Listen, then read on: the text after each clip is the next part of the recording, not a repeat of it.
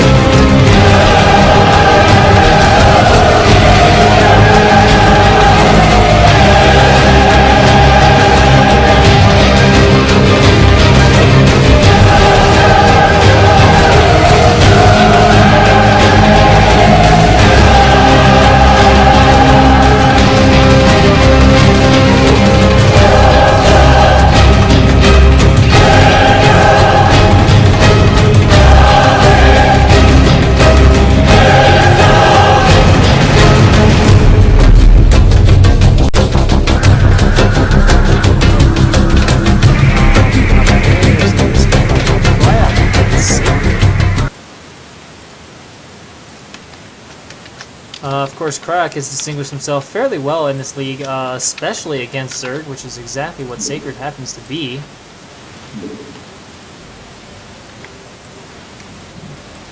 And of course, the map is Oxide, which is also garnered a heavy reputation for being lovely Terran playground.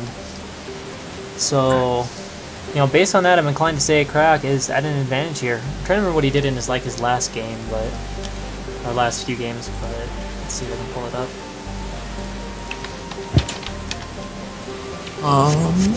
I casted Crack once, and he did pretty well. It was on this map. I think he won. Yeah, let's see. Well, actually, there's not much in here. There's only one of his STL games on here. It's an Oxide game against Zeke that he lost, but, you know, Zeke being Zeke. I don't think we can fault him for that, so no data. No known data.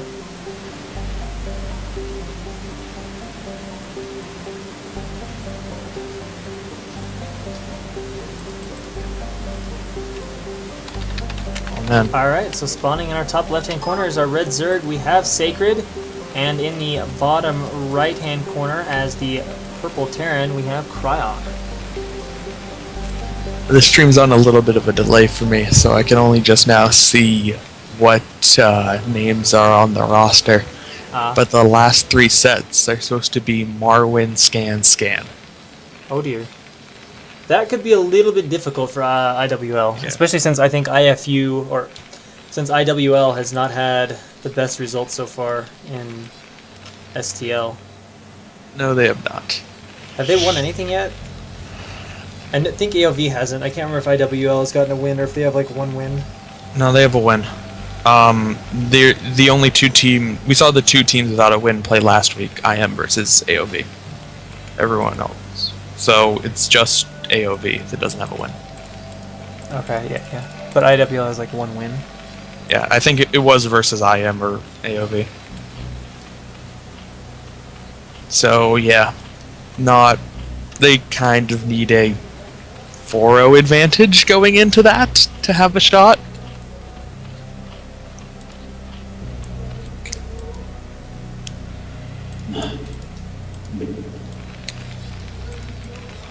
Alright, so Barracks goes down for Cryox.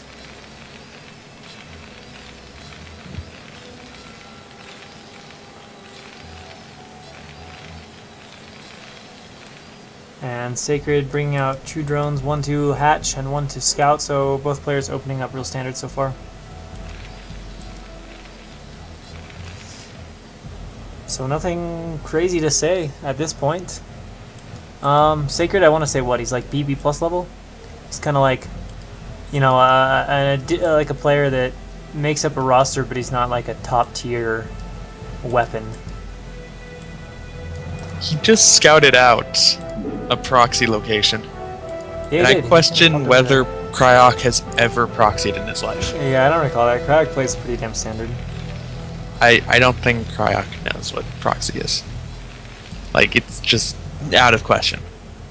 Like, he has a gentleman's agreement with everyone he plays, so he doesn't have to deal with proxy. He certainly doesn't proxy himself.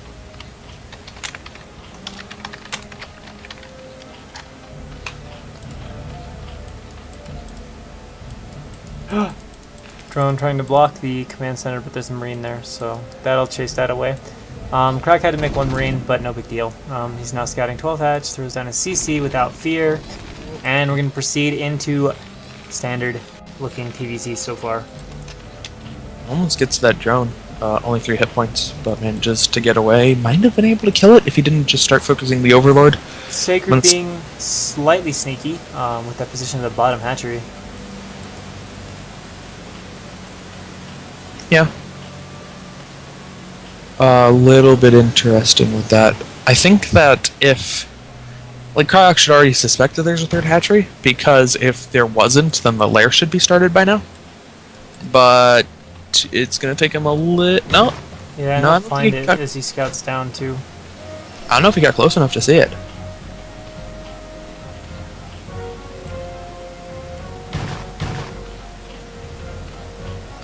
There we go. Now he's definitely close enough to see it. Nothing gained from the little ruse, but that's fine. Nothing really lost either. Alright, so lair starts here for Sacred, and indeed this is looking very much like standard 3-hatch ZVP play. Although, actually, Crack is putting down a factory, so this is not going to be that standard. And the question now is he going mech, or is he just going to do like Valkyries, Fast Vessel? We get a lot of options here, not just this 1 Rax. Crack has done Fast Vessel before. I'm trying to remember if I've seen Valkyrie out of him or not. Yeah, I would not like any kind of really significant airplay on this map. The main is way too wide open, so if Sacred has any kind of knowledge of this beforehand, 2 Hydralisks are going to be able to completely cover him, really. Just because there's no way for the Wraith to casually sneak in. And the Wraith takes so long to kill drones that it can't actually get the kill before the Hydralisks manage to waddle over, even if they are slow. But he is building a starport. And we have an armory, so we're going to see Valkyries, I believe. So some Valconic coming our way. Interesting. And a second colony going down for Sacred. I guess because he hasn't scouted. Obviously not necessary against 1 Rax Marines only. 2 more now on the way, though, for Cryok, as he gets that starport down.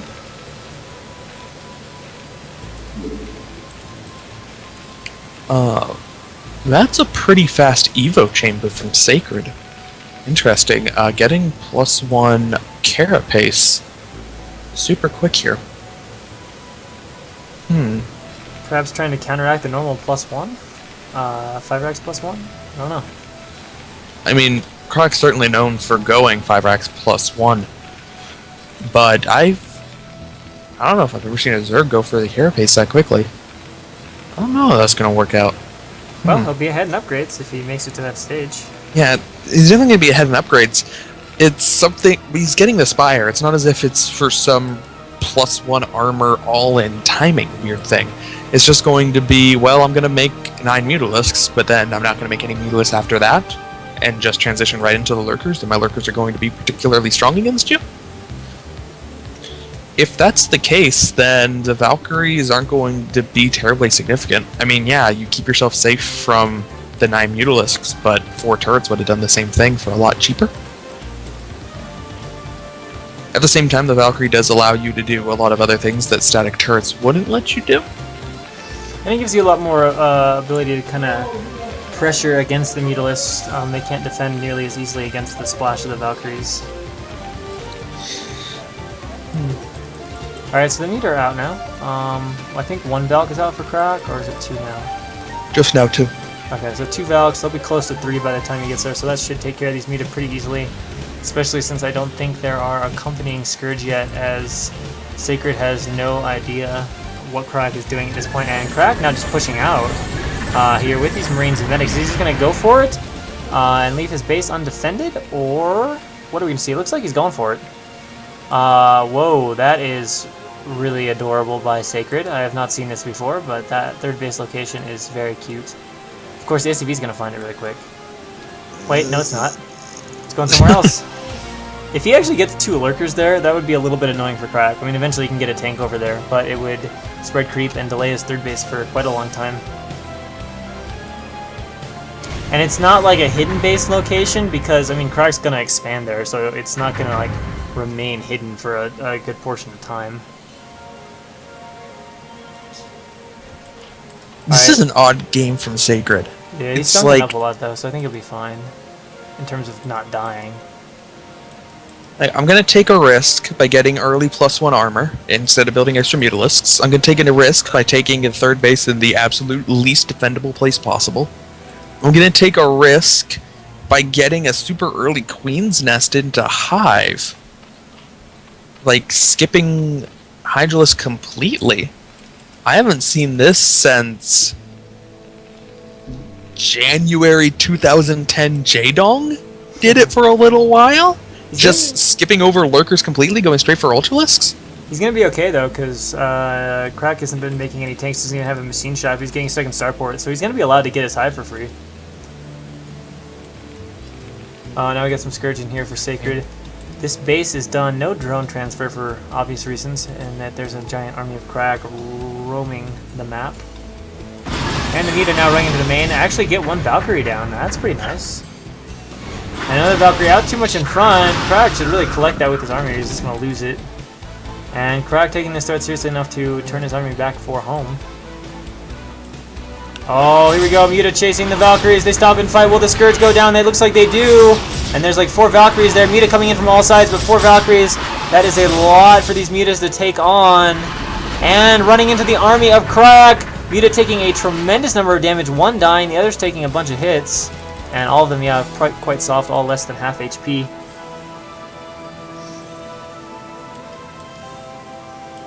And is he rushing? Yeah, he is just rushing Ultralisks. There is no Defiler Mound. The Ultralisk Cavern has been placed. It's like Crazy Zerg, but without the bases you'd normally take. No, you get the 4 bases a little faster. Oh god, the Muta! Don't fly over that. Okay, so Sacred donates all of his Muta, but he does have like 10 Sunkens.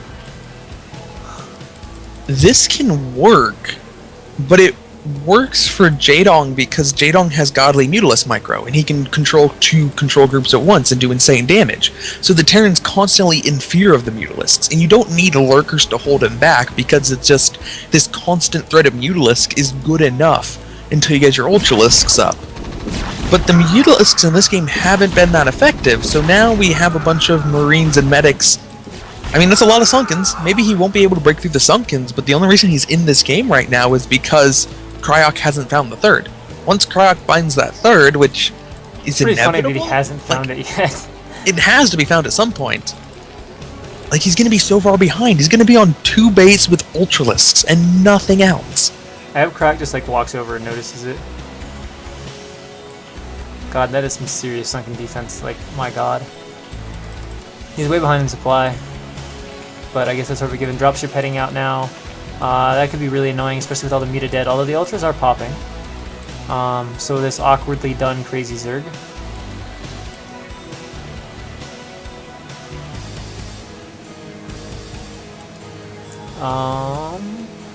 Yeah, the hive wasn't like quite as fast as normal. Usually, I want to say, I mean, it's been a while since people have played Crazy Circle. I want to say you usually try to get to 4 bases pretty quick while harassing with the Muta, but I don't even know. Both players just kind of chilling in the middle right now. Still, Crack has not found this base, which is really funny. And now Sacred taking top right too. Like, I would not have thought this base was going to go this hidden for this long. I would have thought Crack would have at least sent something over there to look. But he's happily just chilling right now on 2 bases. He's actually getting a tank out. He's presumably scanned this a bunch by now and knows what's going on. Yeah. I mean, even without finding that 3rd base, if Crack had gone for a more normal build and had 2 tanks instead of 2 Valkyries, this game would be over, because the tanks would be sieging down the front and there would be no defense. Like, he would eventually have gotten 3 Ultralisks out by the time that most of the sunk into a deck. But even at that point, like, what does it matter? There's no upgrades for him. So finally he's getting a Nidus Canal, so the 3rd won't just auto-die. And Crack is just kind of sitting back. I'm surprised he went and just sat back at his base with all of his Marines. And that is definitely a shit ton of Ultras. So that it does explain, though, in hindsight, the fast armor. It's going to make these Ultras really, really powerful against these Marines. And that's one thing to watch for. There is one damage on the rifle, but there's 2 carapace, so these Ultras are not going to take much damage. What, 7 damage against the 5 armored Ultras? Yeah, Marines are going to be in 2 damage a shot. And okay, never mind. I was going to say if 3rd carapace was close to being done, the Ultras would actually be ridiculous. Alright, the base is found, unfortunately, before the Nidus Canal. So Sacred is going to be left with just 1 gas. Or 2 gas, rather. And 2 bases. Well, he's got his 3rd up, but the gas isn't quite done there yet. All the drones going down. The hatch will die in a sec, but it looks like Sacred is ready to run here with his super beefy Ultras. God, if only he had 3 carapace and the Marines literally did 1 damage a shot, that would be, like, unkillable. But here we go. Let's see how strong these 4 armor Ultras can be against just +1 attack upgraded Marines. He's got a 2nd armor, but that's not what he needs here. Definitely needs to start raiding these guys so these get squishy. This is about as bad of a spot as Sacred can fight in, but he still might be able to get through this, just given his Ultras are semi-invincible. But yeah, unfortunately too bad of a location, and a lot of Irradiates, so starting to make a lot of these Ultras nice and squishy, and they can be cleaned up later in that case. Base scanned. I think Crack's going to head directly there. Yes, he is. And in the meantime, let's get a quick snapshot. Let's see, still going 2 fact vessels, just playing straight up SK Terran style. Got dual E-bays. Okay, he's got his 2 attack now finishing here any moment. Well, any moment for an upgrade. Nidus! Send stuff through the Nidus! Or not. Bye-bye, Hatchery. Bye-bye, Nidus. So that is down. +2 is done, but the carapace will be done soon. So there's still going to be a nice upgrade advantage for Sacred, but economically he's really, really hurting for obvious reasons. 3rd CC floating out for Cryok. Looks like speed is now done on those Ultralisks. And I don't know, Cryok just has a lot of stuff. If there was defilers here, this would be a little bit more scary, but these Ultras trying to come up this narrow ramp against this, even with their nice upgrades. He's trying to flank it, but Crack just has way too many Marines right now. Just too big, Ultras all dying, and the situation looking pretty bad indeed for Sacred.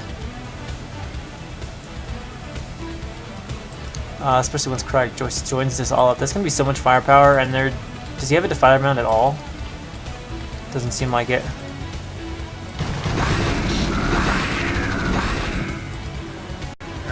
Yeah, he doesn't have a Defiler mount. It's Crack sends everything. I don't think he has a way to stop this. Here we go, one more round of these super heavily armored Ultras. It might actually get through all these Marines, especially with the Irradiates helping to deal damage. But again, over time, these Ultras are being made squishier and squishier. Actually, a lot of Ultras dying in that. And tons of Irradiates. Almost every Ultra irradiated now, and a lot of them dying to these Irradiates. So there go about half the Ultras for only 15-20 Marines.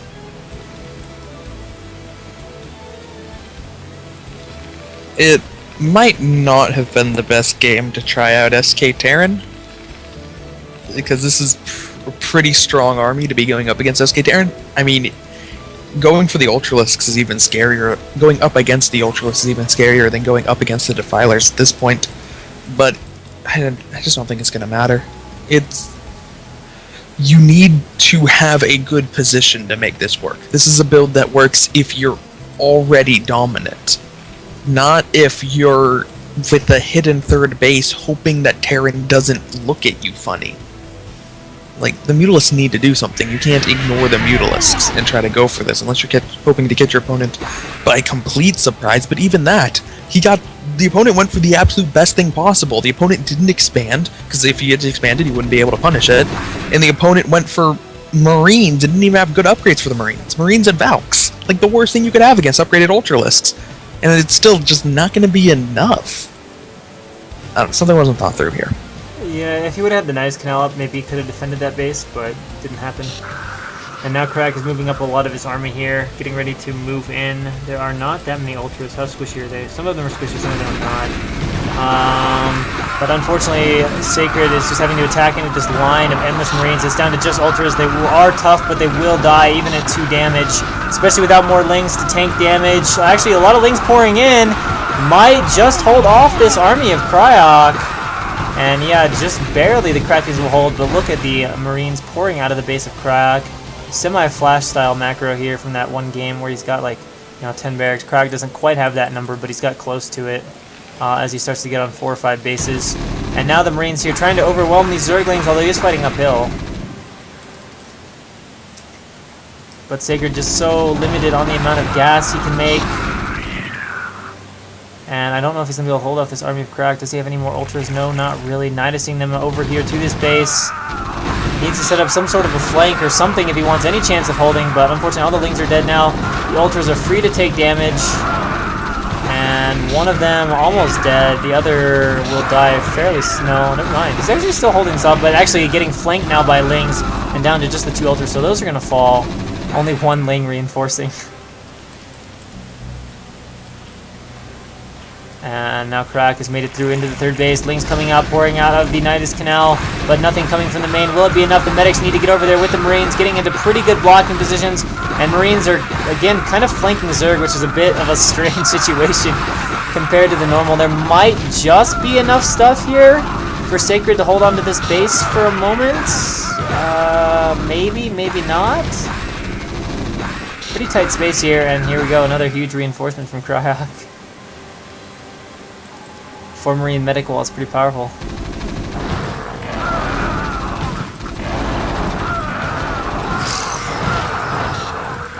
Yeah. Okay. So, he does barely clean up what's remaining, but as you said, big reinforcement wave, finally deciding to bring in some science vessels too, which should help out, even if it is just with D-Matrix. Some fire bats getting mixed in too. I wish Crack would reinforce a little faster. He's kind of slow to reinforce. If he kept reinforcing this, he already would have killed this base by now. But Sacred is down to 43 supply, 39 supply.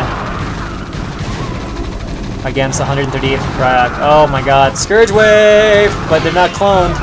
Now they're getting cloned. Pretty good there, gets rid of all the vessels. And somehow, with just 40 supply, Sacred is hanging on. His gas has become depleted though in the main, and his minerals have mined out, so... Situation seeming pretty grim. Crack, for some reason, actually goes home to defend.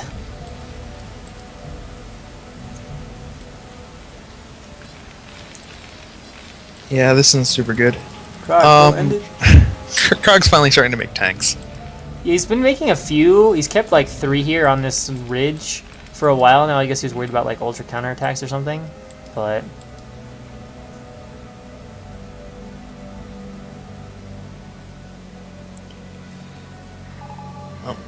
Not a whole lot Sacred can do at this point other than just kind of rally his troops to his 3rd base and then hope to have the same kind of engagements he's been having, which is everybody kills everybody else and then he can't quite lose the base, but this is not the kind of engagement he wants. Well, all the vessels die, as Crack does not have Dove level micro. Now charging in, trying to kill the 3rd finally, and GG is said. Crack puts iFU up 1-0.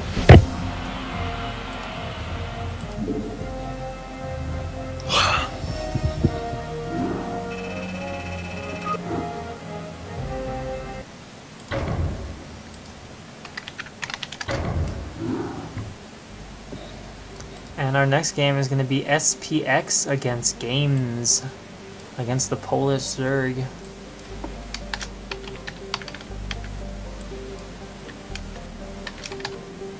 Which I think is a TVZ, if memory serves me correctly. It should be. M2, M2.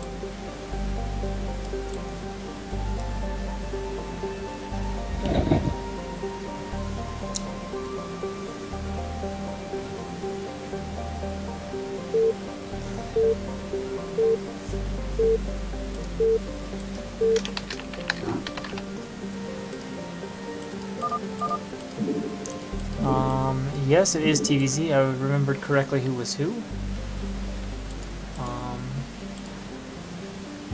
Alright, so our Terran is SPX. Looks like this is... Who is on which team though? iFU is SPX? Yeah. Alright, so iFU has... Okay, so I think it's set up right. What to expect here? Games is around, I think, B+. I think SPX is around the same?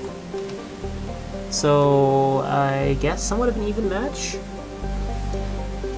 Coliseum, of course, the easy 3 bases to take. You've got an indoor or in-base, natural, and the third is pretty easy to take as you've got just a high ground with a narrow entrance and just a little ramp to defend, so pretty easy to get 3 bases. So on the right side, as our blue Terran, we do have iFU SPX, and on the left side, as the yellow Zerg, we have iwL's Games ZZZ, or Games. Both of these players, really old players. I think SPX went to WCG in like 2006. I want to say he's like a Russian and Ukrainian Terran. Yeah, he is. Memory serves me. And Game ZZZ has been around long enough to be in the ZZZ clan. Though I don't know these guys' histories that long, but I'm pretty sure they're from around they're both equally old school players. So don't even try to P9. What? Oh, PP? Meant to be PP, I guess. Games with SPX with the happy face. That is an evil emoticon. Gas trick. What is Games gonna do? Wait, more drones? No, never mind, never mind. What do you have in mind, Games? You usually don't gas trick when you're 12 hatching. Is he gonna 10 hatch? 10 hatch? Ling all in? But if this map is wallable, that would be weird. And he's going for the tight wall. Alright, well we got 10 hatch from Games. I don't know, I guess you could maybe do mute or something off that, but this is into the realm of unfamiliar territory. See if he puts down the pool next or what. No, he's made another drone. Another 2 drones actually. Not sure what to make of this. Wow. This is some old school stuff. Game ZZZ going for the 10 hatch into what could be a Ling all-in. Spawning pool now just started. And 10 hatch, 12 pool. SPX suspecting something silly, already taking out the sunken colony. I don't know if Marines spawn. Oh, he might have wanted to get there with that drone, but the creep is all gone. I don't know if Marines spawn on the inside of the wall or not. If they spawn on the outside, that could be a problem. Yeah, it could be a problem. He'll have to lift his barracks at some point. Although if he gets even one inside, then he basically just has to repair. Nope, he's good.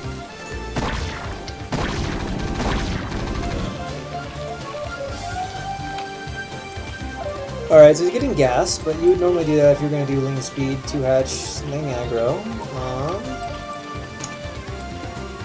I don't know. Let's see what he uses his first 100 gas for.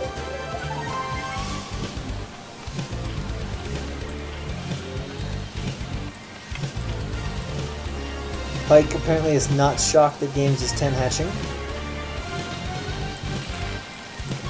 And gas for SPX, so we're going to see some... Well, you got a command center, so we're going to see fast vessel, fast Valkyrie type stuff perhaps. And it is going to be the lair. I don't even know. Does this get you faster Muta timing for 2-hatch Muta or not? I don't even know.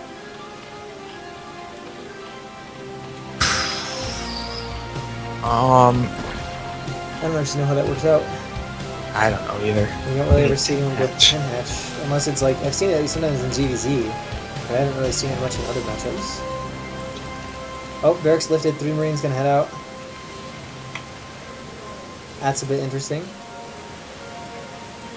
Yeah.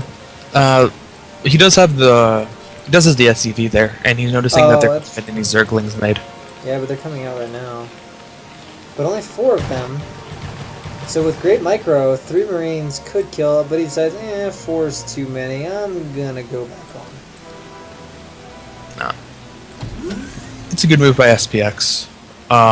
Moves out the Marines. This is the worst case scenario, that there are some Lings made and then he backs up. But if he gets there and there are no Lings made, you either are able to get some drone kills ideally, which would be really, really good, but barring that, you just forced your opponent to make some Sunkies he didn't want to make, or to make some early Lings he didn't want to make, which is also good. It's a nice move by SPX that doesn't have a whole lot of downside, but forces your opponents to do things that they might otherwise not want to do. Alright, so factory and eBay, we might be seeing fast vessel. Got a second barracks. No upgrades started in the academy yet, though.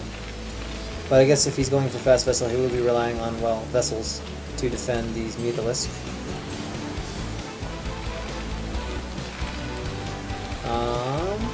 Yes, he's got a starboard, so yeah, any percent armory, I doubt it. I believe this is going to be fast vessel. But does the timing of this work? It's going to be a long time of dealing with Muta since it is 2-hatch. It's 3-hatch. He 2-hatch layer, but yeah. And now a 4th hatch actually being thrown down now. Oh, third base, yeah. 2 more barracks coming for SPX. And, well, the Spire is very close to completion.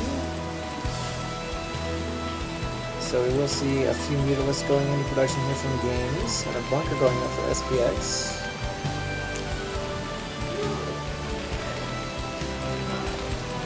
And wait, is that... No, never mind. I thought there was a second eBay or something. I was like, that would be really fast. That'd be like what the term from whoever that guy was that played Technics.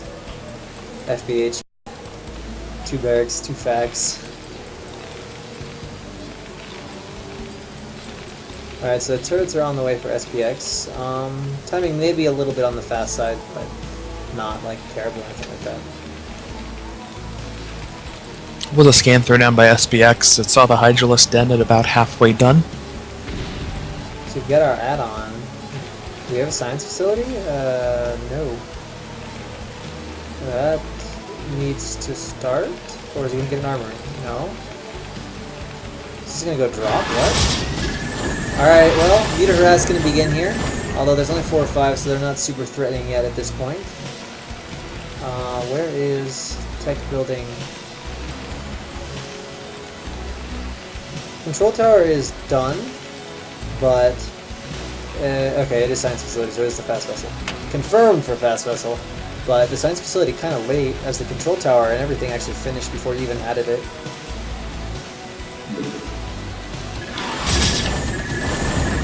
Alright, so Game's doing a little bit of micro here, runs in, picks off an SCV, but then it's like, oh, okay, 3 turrets is a little bit scary. 4th turret being made right now, knowing its vessels are a little bit on the slow side. Supply right now is slightly in favor of Games. So he's just going to run here and pick off some SCVs in spite of these turrets all shooting away at his Mutas.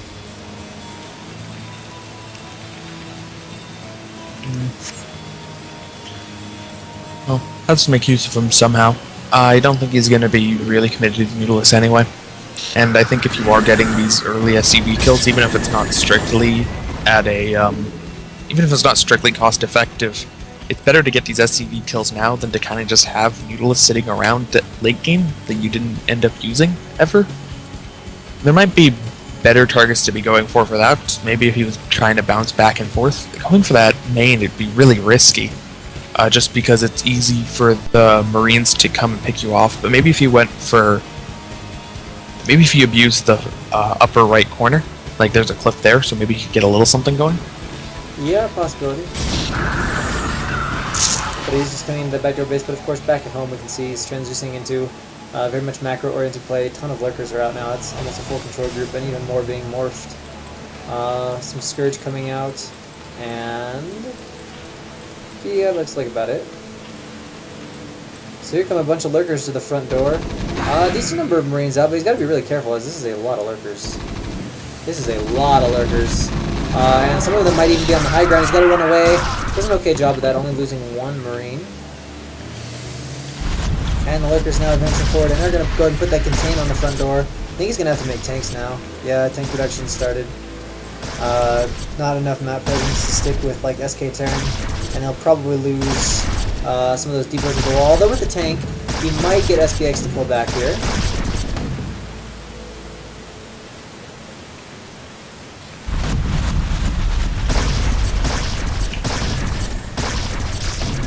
It's going to be really annoying here. Hoping for a couple of more misses than he's getting here. It's going to be enough to take down the spore. Or the supply, I mean. He's trying to repair it. Nah, he can't get it. Yeah, looks like even that will be saved. Another tank's sieging up SPX, or Games will have to force Lurkers back. Or maybe he'll just let them die and request for the depot. He's like, okay, I'm going home. No hive on the way. But a lot of lings being made, lots and lots of lurkers, and yeah, we can see Games income is way ahead of XPX, about 500 more minerals per minute. So Games really in a strong position, and he's 15 supply ahead too. So Games just in control of this game, barring a major, battle mistake. Execution mistake should be fine. There's actually a little bit of a risk from SPX to move his tanks that far forward. If the lurkers had wanted to run in, he could have picked off those two tanks and the Marines would have been left in a bad position. Decided not to, just going to retreat them to have a bigger army later on. The Scourge getting some hits. Tons of lurkers. The target fire was decent at first. Now the Marines trying to run away, and they're doing an okay job of it. The lurkers continuing to move forward, and SPX trying to target fire down what he can as it comes at him. Actually pretty good control here. Doesn't lose that much in that engagement. In fact, even the supply with it. So off to a good start here for SPX. And with no hive, Games would have to be a little bit careful not to get tanks all the way to his front doorstep, although hive is getting pretty close to being finished here. I heard a dropship, I feel like. Yes, I did. Loaded up with a Marine, or a Firebat, 6 Marines, and a Medic.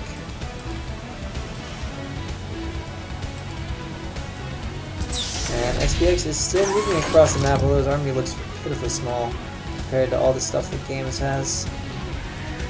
Hive has done Ultra Cavern. Wow, he's going to go Walters, and Games moving in, but he's losing everything. The lurkers must have all died or didn't all come. No, they just all died. And the drop in the natural, killing off some drones here. Scourge coming out at just the right time, but I don't know if we'll get the dropship or not. No, they will. A pair of them might actually get the dropship. Lean's coming back to defend, but it's not enough, and they're trickling in too slowly, and suddenly Games is having some difficulty here from SPX, who is now moving up to the front door. Games down to just 60 supply, and SPX up to 100, and a game that was looking great for Games, possibly in danger of slipping away as SPX here moves into this dangerous spot between the natural. How is the control? Lurkers coming down. The vessel stays alive. You might need a scan though for some of that. Will there be enough units from Games to clean it up? It looks like not quite. Although reinforcements for SPX are definitely needed. And they are coming across the map. He's got to pull back and regather with the rest of his army. Link's trying to surround the tanks. Unable to get it though. And supplies equalizing out a little bit.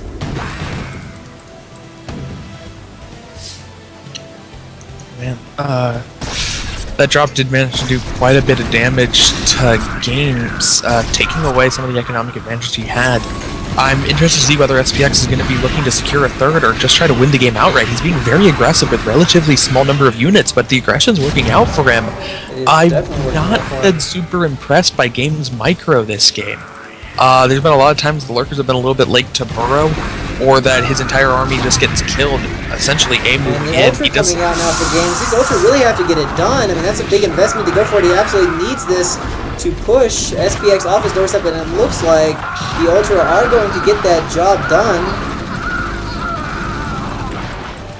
Although 2 of them dying in the first fight, and I don't know, the game is still pretty tense, although Game does have a lot of hatcheries, and still has pretty solid eco all around. I'm really surprised though, yeah, how with just these few units, SPX has really gotten the job done. I don't know if that's partially a mistake on Game's part. There's been some battles where basically he's just like lost everything, killed nothing.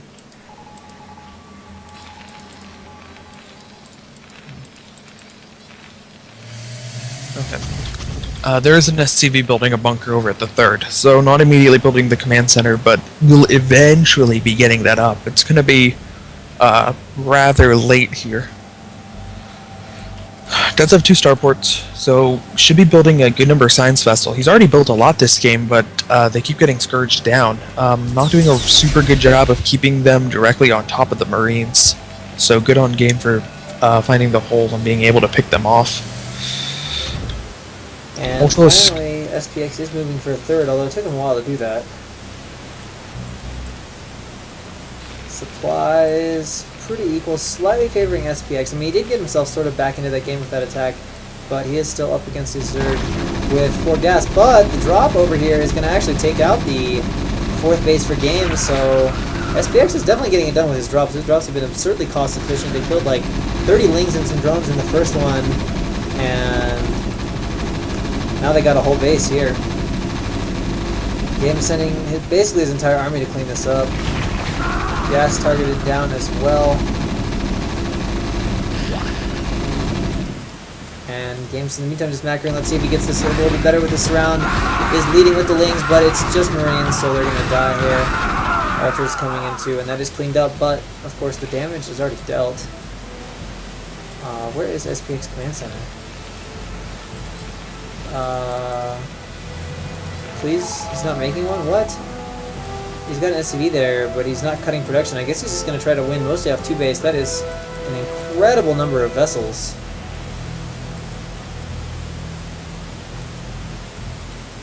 That is going to like irradiate every Ultra. There's a lot of Scourge out though. Yeah. So he's got to be careful not to go extend the vessels too far away. I don't think he can just go cross map and irradiate everything. There's way too many Scourge. And Games has a lot of Ultra right now. Probably close to a control group. He really needs a lot of irradiates, but he's getting a bunch of vessels scourged. And the irradiates actually were decently cloned. He gets 4 or 5 Ultras, so he's going to make a lot of them squishy. And now SPX is going to pull back to his high ground tanks here. And it looks like Games is committing to an attack, and only on 3 bases this attack is somewhat important. All the Ultras coming in, trying to get us around that damage from the irradiate pretty strong. But it looks like between the tanks and the high ground and the Marines here, not working out that well for Zerg, and more reinforcing Marines. I think he's going to be just fine. And yeah, Games falls to 42 supply. Suddenly double supply for SPX. Wow. Alright, a lot of it does replenish. Part of that was not macroing during the battle, but that was really not much of an attack. And now the 3rd almost done here for Games, or for SPX, so his economy won't run completely dry. He has really low SCVs though, unless there's like a transfer going on. It's like I keep watching the same fight over and over and over again. I know, right? SPX has the vessels too far out. SPX gets his vessels scourged. Games A moves. Games loses his entire army. Over and over and over again. Like, eventually he's going to start making defilers. Defiler's pretty strong for what he's trying to do. Yeah, imagine if he swarms with that. Battle goes a little bit differently. That being said, I mean, can Games really be that far behind if Terran... I mean, okay, he did take a 3rd now. Finally took the freaking 3rd. I don't know. He's behind, but Terran should be a lot farther ahead if he had been expoing yeah, and his any kind of reasonable time. Really, really low. It's like 5 SCVs. It's like 8 in the natural, and it's like 8 in the main. It's really, really, really low SCVs.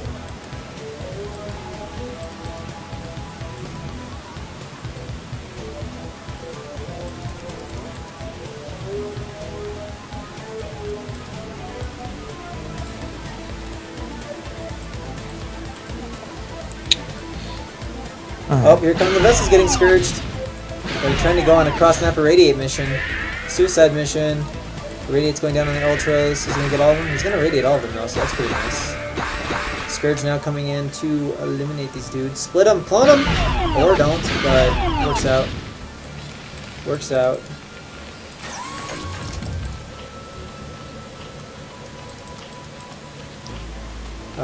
Some drones transferring down to this bottom base. Not that many drones, they're mining mineral stuff in games. It does have the third gas now, though, finally.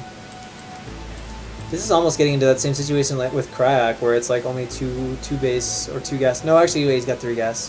4 gas. Never mind, he's got a ton of gas. I don't know what I'm talking about.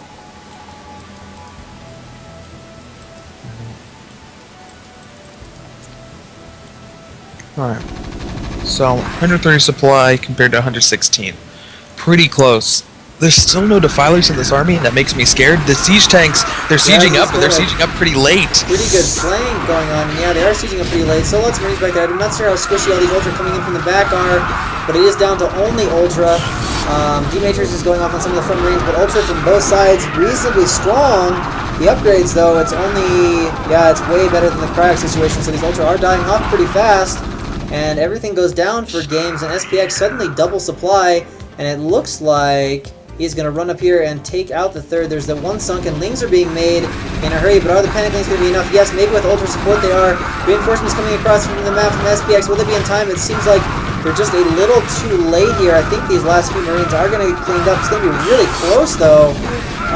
Actually, D-Matrix is keeping this army from SPX ridiculously efficient. The reinforcements are able to connect up and arrive, and all games can do is say GG. SPX with small units turns out to be really, really effective. Like, every time he came out, I thought he was just gonna, like, get wiped out. Because it looked like Games had a lot of stuff. Yeah, Games won that game with 10k more minerals, or resources. That's a pretty overwhelming difference. Alright. So, I lied. I said Games would eventually make defilers. And he showed me what's up. I don't know what it is. Country of Poland hates defilers. Like, all of them. They're really, really good Zerg players that just hate defilers. I don't understand. Maybe defilers made fun. Defiler doesn't have enough consonants. Maybe they made fun of their horsies with wings sometime. I didn't know about it. I don't know. Whoops.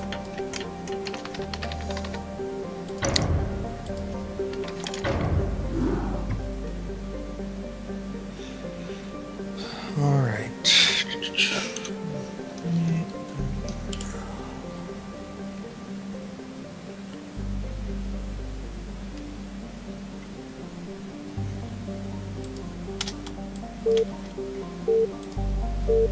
So, looks like next up we have Eon Zerg versus Ace.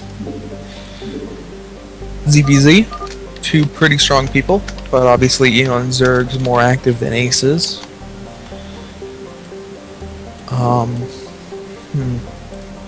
Now, on Outsider, are we going to see them play any differently because it's on Outsider?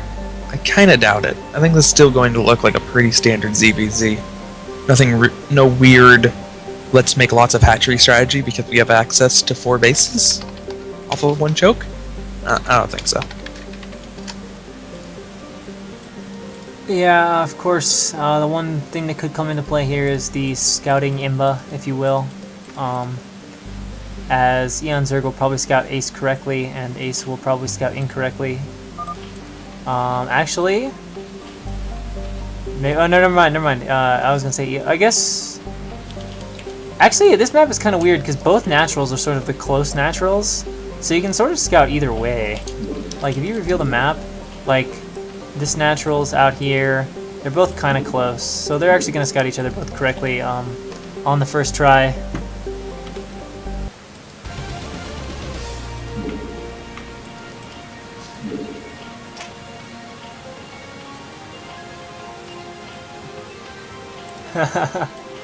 Pike is like, I use defilers.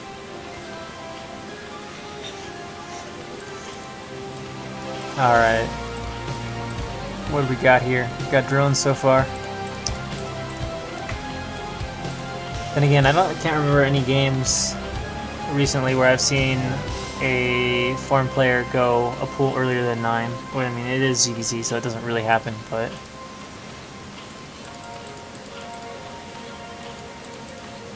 But it definitely does happen at D ranks. Alright, so Overlord... Oh, Overgas for Eon Zerg.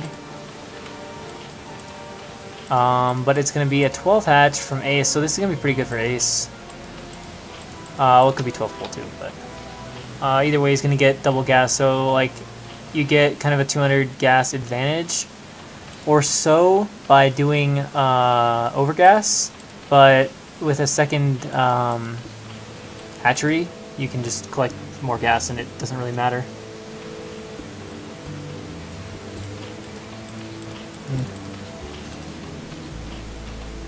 Alright. So, with the two builds, the spawning pools still end up being pretty similarly timed. And you're right, the real difference is just the extra minerals compared to the extra gas. Very hard to use that gas in a way that makes a difference more important than the earlier hatchery does.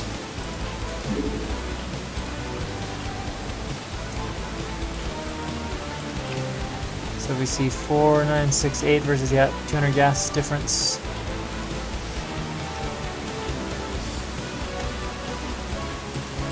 And Eon Zerg arriving now with his Overlord. Gonna get a look and we can see both players have a bunch of lings in production. And it looks like the gas was first used to make lair for Eon Zerg, then ling speed. And it is also lair first for Ace. So both are just ready to go straight to Mutalisk. And Ace, upon scouting, decides he's going to leave his lings at home. Defensive position. Stay chill.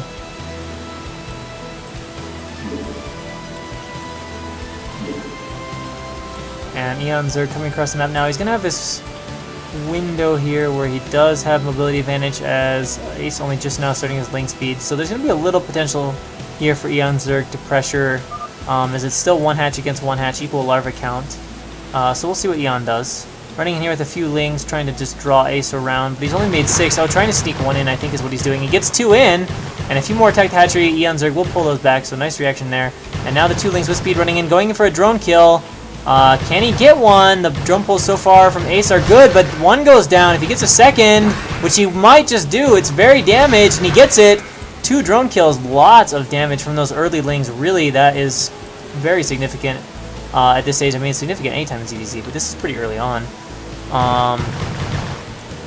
And now Eon Zerg has to defend a little bit as his ramp, as there are 2 hatches, although drones are being made by Ace to replenish that. Eon Zerg running around like crazy at the top of his ramp. Has his Spire on the way. Ace as well. Eon Zerg Spire about 200 HP faster.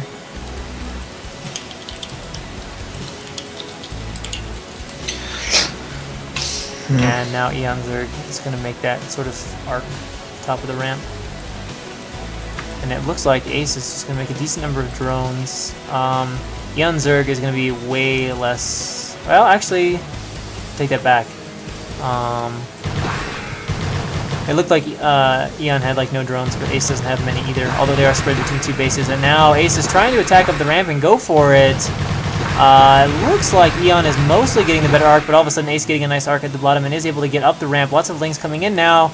So Eon Zerg is going to be forced to make lings here as he waits for his Spire. Gonna have to delay those meat a little bit. Oh, 1 kill, 1 drone kill. Can he get a second? He turns and gets 2 drones, so that makes it even on the kill counts. With speed though, Eon Zerg can just surround these lings of Ace and kill them. Ace gonna run way back door. Eon sends 2 lings to chase and brings the rest back out to the front. And those are finally picked off, although 2 more drones being killed. So Ace doing tremendous damage here to Eon Zerg. And behind it, he's actually ecoed up pretty well. He's got, what, 5 and 5 on minerals, so 9 drones mining minerals versus, or 10 drones versus 6. And Eon Zerg running in here. He's trying to go for the run by, but the Meta are out for Ace right now, so those will clean that up. And as long as he just kind of drills the drones and brings his other lings to fight, he should be fine. 1 drone might go down, actually might get 2. Gets 2 before being cleaned up. and some meter out for Eonzerg as well, picking off Sloyd's Overlord here. And Ace is kind of running everything down, sending a pair of... Oh, he's going to leave the Overlord alive with just a little bit of HP. And Eonzerg trying to get a Scourge hit off, but Ace, known for his control, takes out the Scourge no problem. I believe he's even nicknamed Control Zerg or something like that.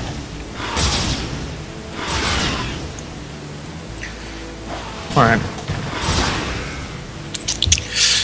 So, the two players are going for blow at this point. The real difference is going to come into the fact that when Eonzerg wanted to set down his second hatchery, there were a bunch of flames in his natural.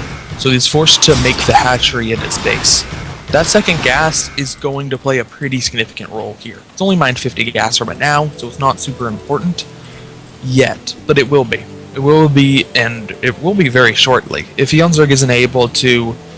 He has a difficult choice. He can either just go for an all-in push, which is unlikely to work, or he can try to take another expo, which is really, really greedy. The situation's pretty bad though for Eon, as he has only 3 drones. He's trying to pick off as many drones of Aces as he can, but man, drone-wise, he's in a really terrible spot. Oh, snap! But the Scourge were on right command instead of move command, and all Eonzerg can do is say GG.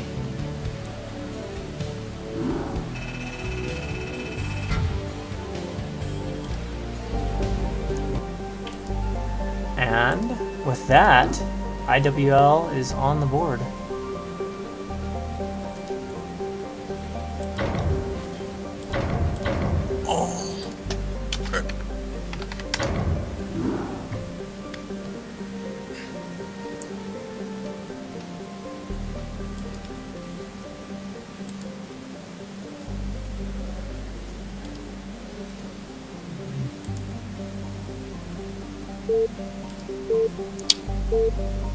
So, next game is Must versus Executor.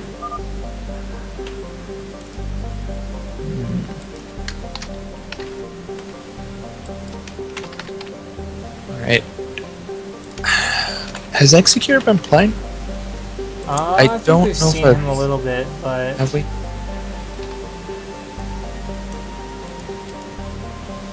not a ton. We've seen a lot of PvP on this map. Protoss have really been sent out a ton. Like, I feel like almost every time I'm casting this map, it's PvP. I've seen a couple PvZs too, and there has been one PvT, but there's been a disproportionate amount of PvP. He beat Fold. That was the game where he dropped the Reavers and did like a ton of damage with Reavers. I don't see him in any other games. Well, I would say Must is certainly the favored player here. Ladder Hero, Ladder Master. But he's gotten around A-. I think Executor is more like B level. So I think Must will still be favored. Yeah, and Must definitely has the pedigree over Executor, but I haven't been super impressed with the games I've seen of Must recently. So, I don't know, maybe he had a cold. I had a cold that lasted for quite a while. I felt really bad, and it was, all the games I saw of him were over like a 2-week span. So, maybe he's feeling better now. So bottom right hand corner as our yellow Protoss is iwL Executor, and top left hand corner as the teal Protoss is Must, otherwise known as Lancer X, otherwise known as Defiler Meme Master.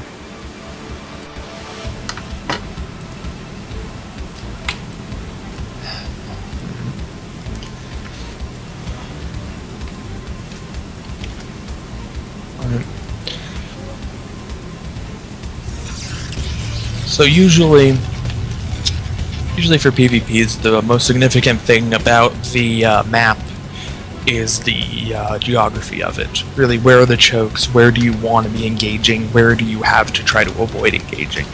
And in this map, since the middle is so open, it's unlikely that you're just going to coincidentally kind of run into your opponent's big ball of stuff out in the middle of the map.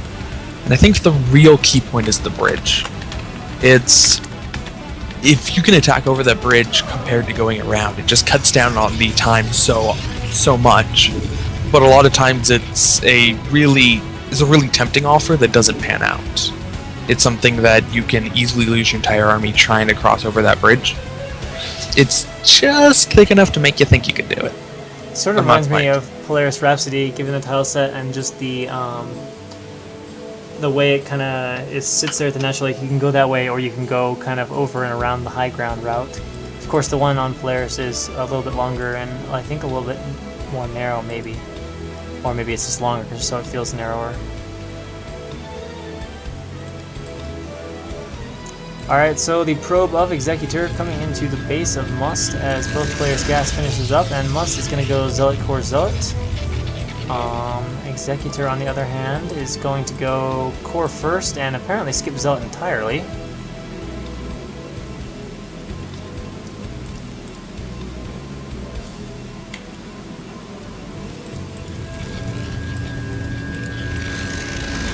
Yeah, looks that way. As we talked on the last PvP on this map, the early Zealot, I mean, he doesn't have the scouting information, where previously we were talking about a situation where the opponent knew. But really, the early Zealot on a two-player map, it's unlikely that the opponent was going to proxy super hard. And it's something where you can chase around the probe, but you're never going to kill the probe. It's not as if you can get out scouting information. Wow. It's not as if you can stop him from getting scouting information. I'm surprised that he's actually building a second Zealot. So, two early Zealots, and it's not as if it's going to be a surprise any of the probe sees them both. Wait. He's building two? He's only got one, I think. There's definitely two. Oh, yeah, okay. The reason why is because you make the first Zealot. Like, if you go Zealot before Core, then you make the Core, and you just have time to make another Zealot, so you just go ahead and make it, because you can't build anything else until your Core's done anyway. So that's probably the reason why he made the two Zealots there. Just chasing the probe around. Where did Must probe go? Oh, the Dragoon is out. I have no idea. Did he scout even? Yeah, I don't think it's an auto probe.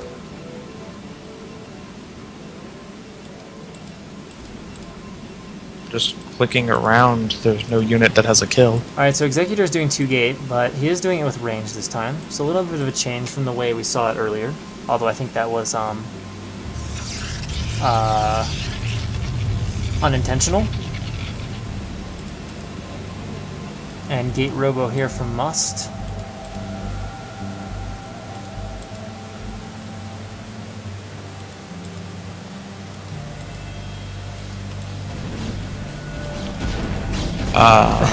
Dragoon one-on-one fight.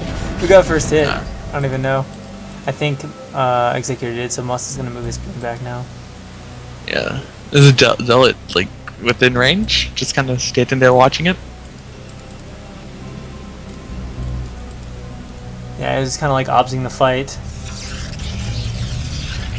Alright. So, going up to 3 gateways on Must's side, and adding the Robo. So yeah, 3-gate Robo. Ever since Movie's tutorial, I've seen a lot more of this. It's become a popular thing. Of course, the Nexus now going up for Executor, who is throwing down a what the hell, a Forge. Okay. Shit just got weird. I guess he doesn't want to get Robo, and he doesn't want to die to DT, so a Forge? Yeah, it's possible. The +1 obviously is really nice to have, and he's going to be getting it significantly faster. And the Nexus is relatively quick anyway. You could almost think of it in the same kind of way you think about, way you think about the 12 Nex. Like, the Forge is going to do all the same things. It's going to be providing defense, it's going to be warding off DTs. It's also going to be providing +1. Super fast +1. I seem to recall a certain video of Noonie featuring Arbiters, where Noonie went on a rant about ridiculously fast upgrades in PvP. So out of spite for his build, I'm not going to get any upgrades. But hey, if he makes it into the mid-game or whatever alive and intact, he'll have his upgrades. Here, we're going to the Super Bowl. Eric, we're going to got the a Super Bowl. photon cannon. We're going to the Super Bowl. And I don't know what the Dragoons are doing, moving around there. Yeah, he's just running around just for fun. Perhaps just pathing weird. Goon count 4, 7. We got 7, same. 7, 2 zealot. Yeah, so there are a few zealots here to tank, but there's also a zealot for executor, and with the cannon and more goons coming back, I don't really think Must will be able to like kill him or anything here. He'll just probably poke in, see what's up. So next is going to be way ahead here for executor.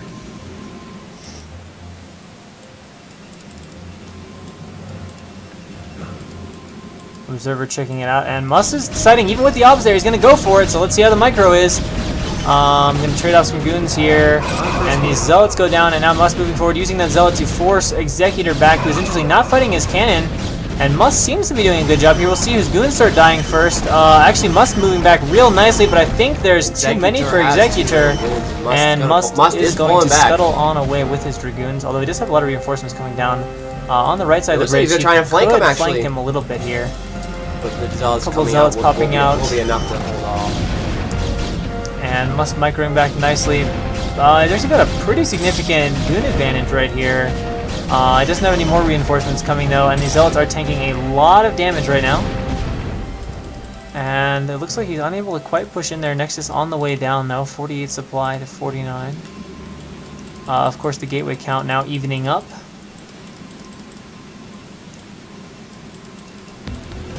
And his shuttle on the way.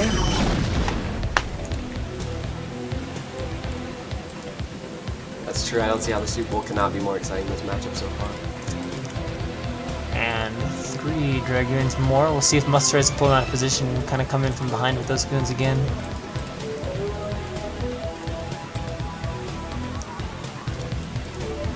Must still waiting on his Nexus though. That's going to be a bit of an issue. It's quite a bit slower. So I think Executor's going to be reasonably happy with his position. Oh, one goon from Must crosses the bridge unexpectedly, but it looks like it does get out alive.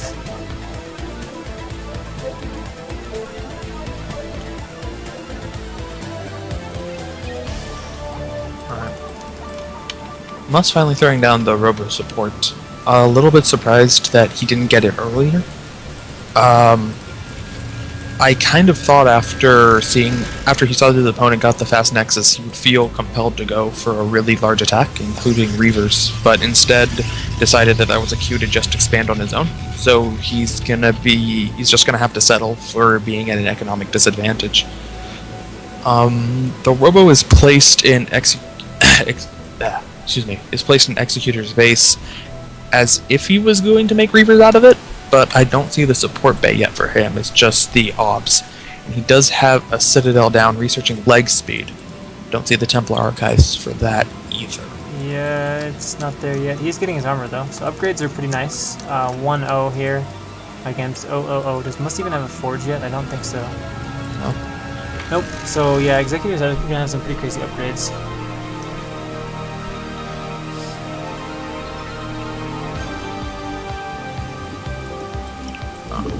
Probe Scout coming out. I certainly hope he's not thinking he's going to be able to expand. No, he totally thinks he can expand. And I think he might be right. There's only, what, about 15 goons there for for Must, and Executor appears to have close to that number and some zealots. I don't think he knows. I don't think he knows there's a bunch of goons up there. Which is kind of funny, because he almost walked up on the high ground close enough for Must to fire, but no shots were actually fired, despite how close he walked. And Must moved back as, like, essentially doing hold lurkers. Just I think he wanted to hoping bait that him up on the high ground, because if he engaged from low to high, then yeah, he'd be in bad shape. But here comes Must with 2 Reavers, and this is going to kind of give him a low to high ground attack with the Reavers. I don't know if he would have get anything done, although he does have a supply lead, which is a bit interesting. And adding a lot of gateways, so this is going to get very aggressive for Must. Does he have a Citadel? I was going to say, if he had a Citadel now, he could reinforce with a bunch of speed lots real quickly, but... Alright, so the shuttle has finally arrived, and let's see how the micro is. With good execution here, I think Must can offer some serious threat here to Executor. Reaver firing a shot, everything moves forward, but Executor reacts and moves his stuff back into position. Reaver's crawling down that ramp.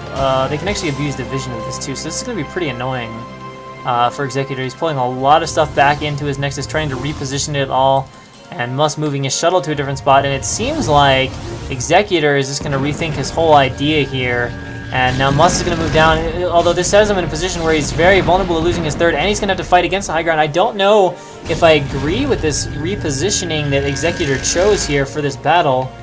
Now he's trying to find some place he can have a good concave, a good arc, and not lose his third Nexus, but where Must is sitting right now, he can actually just Reaver the third Nexus, and Executor might be forced to give that up, although he's getting a lot of Zealots in there, and Must really is going to need to bring the rest of his stuff down there, as his leg speed, though, is not even started yet. But it looks like, is Executor going to sack the third, or will he go right at the last second? It's looking like he's just going to sack it. Oh my god, those could be some big Reaver shots. Picks him up nicely. As clumped as those units were, I was worried that he was going to lose like 10 units in the span of like 3 Reaver shots. Templar now in this army, though. I'll give Executor props on patience, as he was actually patient enough to sack his third. I don't know if that's going to end up being good for him or not. But, man, a lot of Reaver Scarabs going off on this army, and it's being fought in a pretty narrow spot. Oh, but there are storms, and the Reavers are not spread up. The shuttle needs to get out of there, and the second storm can get rid of the Reaver. Good storms going off, and Must is forced to pull back a little bit here. And the shuttle goes down as well. He did kill the third base, though, so evened up the game a bit, although at the same time, Executor is re-expanding to the top right-hand position. I'm very surprised that Executor didn't cancel the base outright. I guess he was assuming he could stall long enough to get the storms, because clearly the storms was what he needed to be able to take that fight, and he did a really good job with it. But instead, he's going to cost him the third base. I don't think it was necessary to really force it that hard. You already had the economic advantage. If you had just kept with the status quo, everything would be fine. Instead, getting a little bit greedy there, he wins the engagement handily, but at the same time, at the sacrifice of a Nexus, 2 cannons, and a pylon, that's 400 minerals? 800 minerals. It's 800 minerals.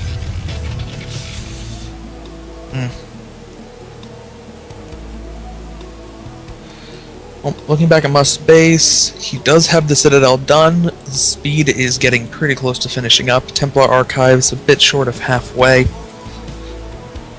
Those upgrades are going to start playing a pretty big factor in these battles now. We're at 1-1, soon to be 2-1 for Executor. And I don't see the Forge started yet, even still.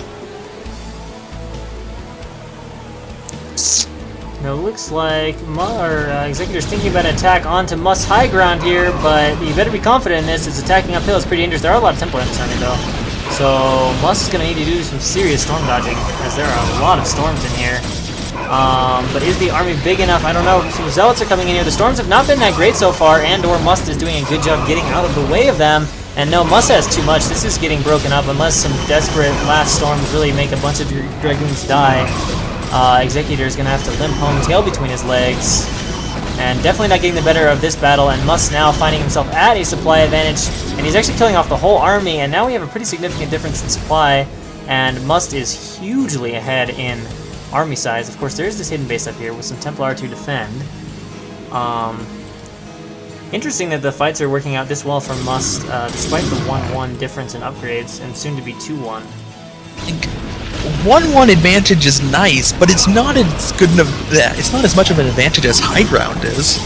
And he just fought with his entire army on the low ground, shooting at an entire army on a high ground. It's cut your attack in half.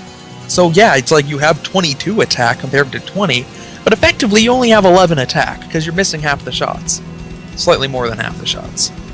It's like he needed to back up. It's like you saw him on a high ground, it's like, oh, he got the jump on you, that's fine, just back off.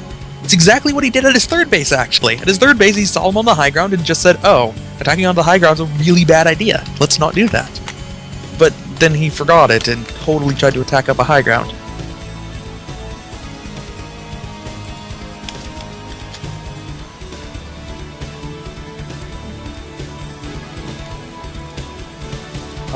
Very low saturation in his... there's a very low saturation in Executor's main. I guess he transferred all of his probes out a little bit early, just to throw them down at the third. I'm pretty sure we didn't both miss a storm drop.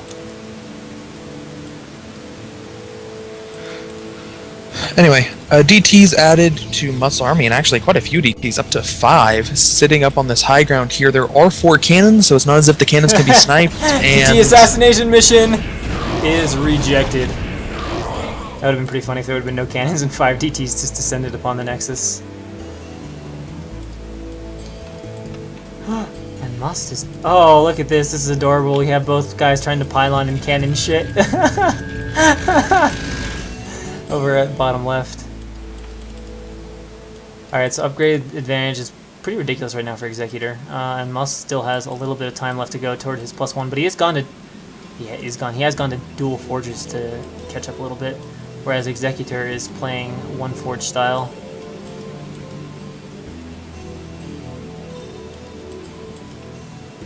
Yep. And now some large armies moving out for both players. Oh, storms over at the top right-hand base, but none of them reaching the probes. Oh, and it looks like Executor's going to run up here and kill off Must's couple cannons, everything immediately being cancelled.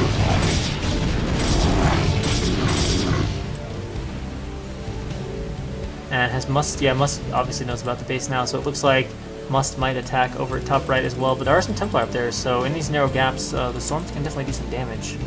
Although, wait, is there just one? Yeah, only one storm. But is Must gonna go attack that? No, it seems he may not. Or yeah, on second thought he's like, okay. Oh, and 3 DTs being sent to that bottom base. Can they get there before the cannons finish? No. Oh, and they run into the army. That's a bit unfortunate for them. I'm a little worried for Must now. He's in danger of going down 2 bases. Especially since he's not either willing or able to do anything about the top right-hand base.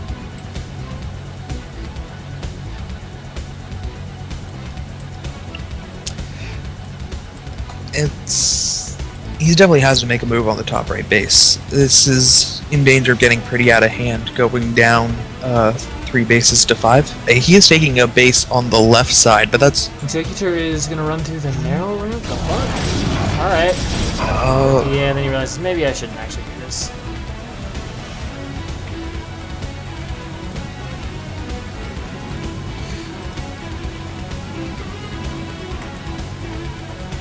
Well, Executor is going to play very true to his style here. He has an advantage in the army, but it's not that big of an advantage. It could be thrown away in a bad engagement, such as attacking up a high ground, let's say. So he's just going to kind of sit back. And eventually he'll win the game if Must doesn't make something big happen, but might be the one to force the engagement here. Coming in, no, gonna back off. Yeah, he realizes he does not want to attack into a pretty nice pre-spread concave, so just pulls back to his high ground. How many storms we have for both players? It looks like Must only has 1 Templar with his army, so a pretty big storm advantage for Executor. Yeah, Executor gives off some really nice pre-battle storms, moving a few Templar forward, hitting goons for large durations of those storms. And 1-1 kicking in now for Must. His 2-1 is getting close. I think 2-2, or what is it, 3-1 is getting close though for Executor, but Must is starting to catch up a little bit in the upgrades. Storm going off for Templar for Must, pretty good storm with that single Templar, and Must is trying to pull Executor into fighting a battle on the high ground, and Executor commits, so Must definitely has an advantage here in terms of the positioning of this fight, but will it be enough to allow him to take the fight? It's hard to say right now. It looks like Must is getting pretty badly beaten in this fight though, at least in terms of where the supply are, although actually Must suddenly has a lot of army, and this might even up after this. And yeah, it comes out somewhat even. Must slightly down in supply, but nothing terrifying, although Must leaving a lot of army behind. So, high ground, still relevant. Still just as relevant as the last time he tried to attack in that exact same spot. But, in the meantime, Executors used that opportunity to take a 6th base. So, it could very easily be taken out here. There we go, yeah. It's probably going to get taken out here, but if it's being taken out, then the 5th base, the more important 5th base, is being kept alive. So it's still 4 bases versus 5 even after this goes down. Yeah, I don't think Executor's going to offer a fight at this base, knowing Must is already really well set up. Well, Must runs onto the high ground, loses an Archon. And is Must going to attack up the high ground? It looks like he is. The units are very clumped, though. Storm's doing tremendous damage to a large portion of that army. Of course, this is a high ground fight, and Must himself is actually really clumped, so counterstorms from Executor could be very strong. And Executor has tons of gas left to storm with. Must has really great arc, though. Can he get reinforcements over here in time? He will need that at some point. Another storm going down, hitting only a few Dragoons. And it looks like Must is trying to work his way up the hill here. And he might be able to do it if he can get Zealot reinforcements down. He's got a reinforcement train coming down, but will Executor's own reinforcements hold? I don't know. There are more storms from Must, but goons coming in from all sides. It looks like it's not quite enough. It looks like Executor's going to be fine for the moment, and his reinforcements should be similar to what Must has, as both of them have a pretty high gateway count. And now Must streaming in is going to force Executor back off the high ground, but there's a lot of cannons at all of his bases, so I don't think Must, with this small amount of units, can just overrun Executor. And it looks like Must is going to go take that right side base. As he has sent a probe over there now. That should have been such a big win for Executor, and would have been if not for the ridiculously good storms that Must got off at the beginning of the fight. Painfully clumped. Oh man, they weren't even fighting at that point. They were almost all just standing there being stormed. It was... it's not so good. We got a small hit squad. Oh god, the probes need to run. Actually, they do a pretty good job running.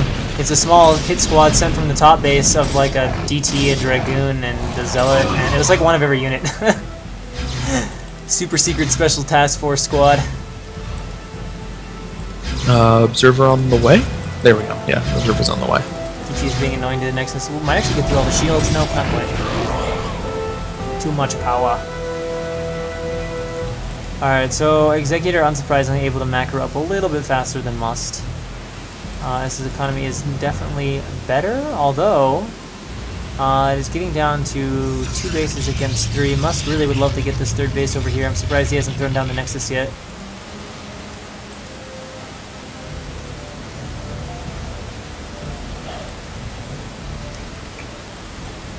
Alright. So, both players mined out of their main and natural, and both players' thirds are starting to get kind of low. Must's about a third, Executor's a little bit... 12 o'clock position, hit squad comes in again! The storm! The storm! Goes off, and actually it does critical damage on the probes. That was a lot of dead probes, 18 dead probes. I repeat, 18 dead probes, and Must is definitely not able to macro up as fast as Executor right now, who is just working his way ahead further and further in supply. This base is proving to be a major thorn in Must's side. He's literally just walking units down from this thing. A couple units tank the cannon fire, and then the storm gets off.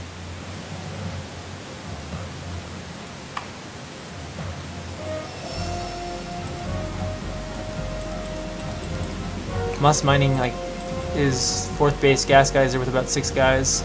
Oh, and it looks like Executor wants to attack. Up with everything, he's committing to an attack onto the high ground. Can he take out Must's 4th? The probes are forced to run, and Must needs to get his army down there, but it seems like it's pretty far out of position. I don't know if it's big enough, and Executor has already assumed the high ground. The base will go down without a question, and it looks like Must is left with only one option, which is to counterattack, and he is counterattacking in the top position. Can he force his way up here? There's a decent number of cannons, not an insane number, but certainly a decent number. But Executor so far ahead in supply right now. And Must's army is kind of in pieces around the map. He's got to be careful that these pieces don't get cut off. He pulls back up onto the high ground, but Executor just has way more stuff right now, and it's looking very difficult for Must at the moment.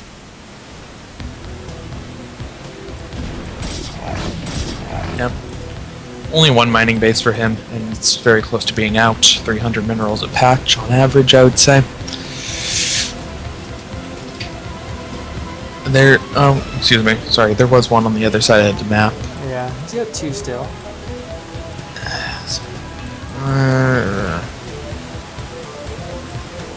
Still not good. And at that, it's 2 bases very far away from each other. So Must has to keep his army very far forward to be able to defend, to have any chance of defending the base on the right side at all. and it can kind of defend the one on the left if he is quick enough to rush it back, I guess. Still surprised that he was never able to make a serious move on the top right base of Executor.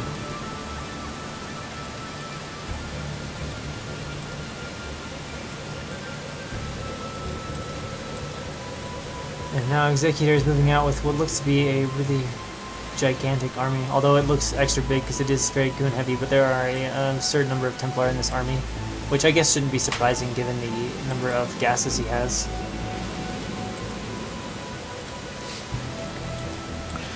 Executor did stop upgrades for a while, so Yeah. he's only just now getting his second armor upgrade, which will put him even with Must. So Must with a small upgrade advantage for a little while there.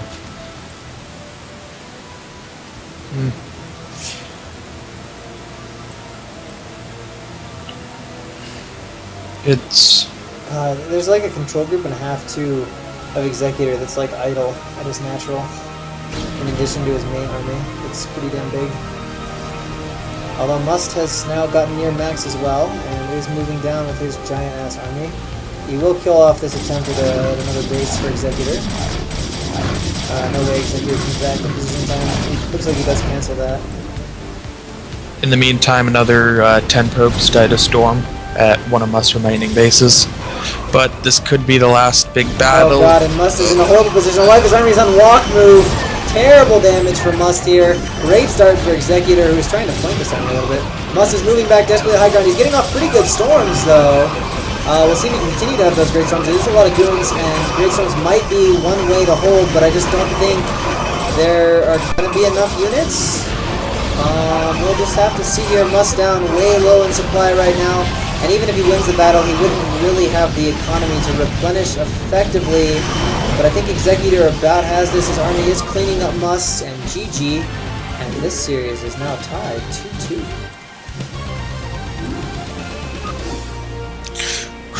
Well, congrats to excuse me, congrats to iwL for making it this far and having it be 2-2. But as I said at the beginning of the cast, the last 3 players for iFU are Marwin, Scan. It's gonna be really hard to win 2 of those games.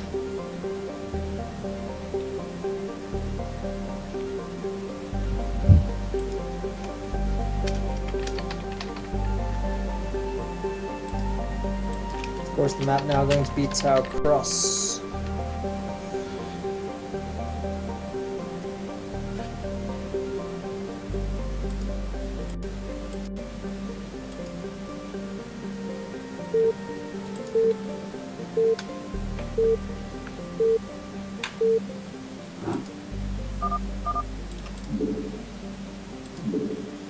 Oh, it's going to be... And Tau Cross has had a lot of these. It's going to be a 2v2 between Marwin and Hanzo. And I don't know who Hanzo is. It's versus Marwin versus Artanis. Oh, yeah. iFU Marwin. Yeah, versus Artanis. Yeah, Artanis is Protoss, so yeah. TVP.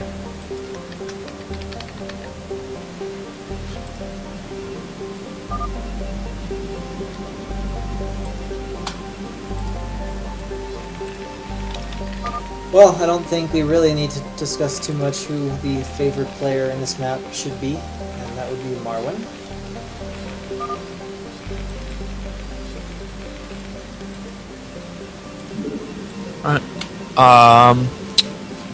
So I have never seen Marwin play.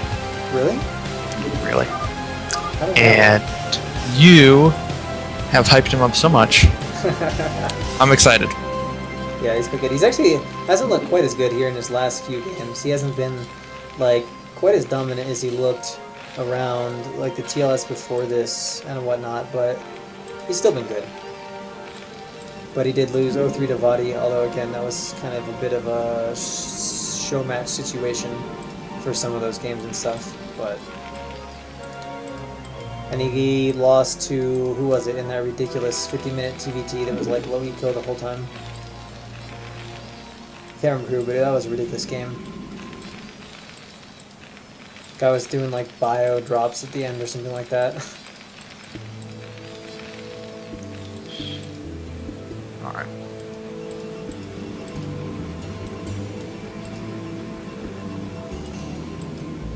Alright, so the probe heads out for Artanis after the gateway, and then we get gas.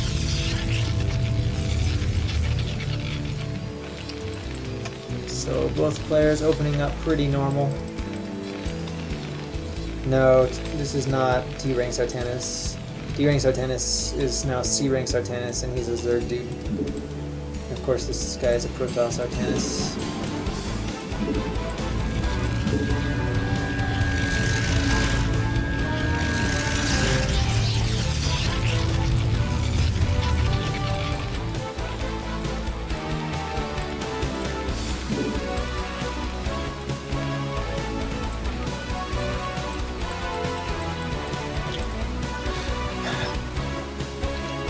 So this is a map.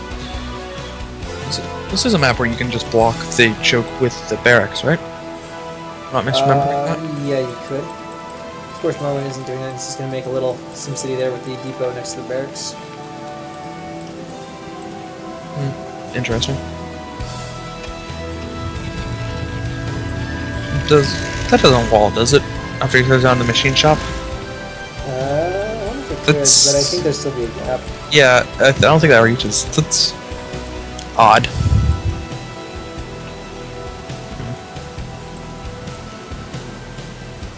I mean, it should be small enough that you can stick an SCV there, and then Dragoons can't run by, but... Interesting building placement.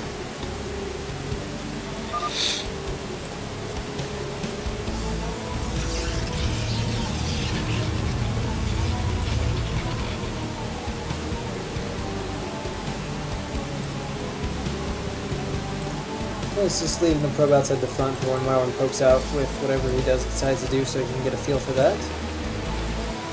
Marwin adding the machine shop now, lifting off the barracks after about 3 or 4 Marines. Let's see if Artanis is paying attention to his probe.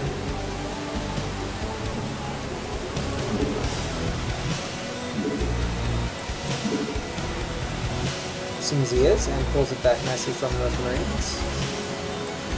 And the first Dragoon now out for Artanis. Second under production, so it's looking like a 1-gate expand, and Artanis flushes out where the SCV is, and will pick that off with his Dragoon, or not. Maybe it's going to escape.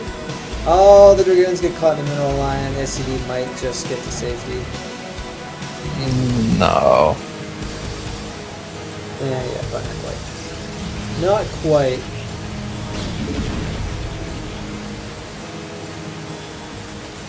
I mean, assuming the Dragoon wants to pursue it all the way, but the Dragoon is a bit faster. Alright, so tank out from Marwin and a Vulture on the way. Oh wow! It actually, Marwin's it actually got a lot closer than I thought it would. Although this Dragoon taking a decent bit of damage. There we go. Now Marwin collecting his FD a little bit. I don't know if he's really going to commit with this, especially since he only made 4 Marines. Maybe we'll come with Vulture now. Where are the mines? Gonna lay some mines behind the FD. Yeah, that's what it looks like he's doing right now. And these 3 Dragoons are dealing with this very nicely. A mine is down, although Artanis might be aware of that. He might even know where it is to micro it down. Second Vulture out though, so Marvin's just gonna defend with mines and be fine. Second factory is on the way.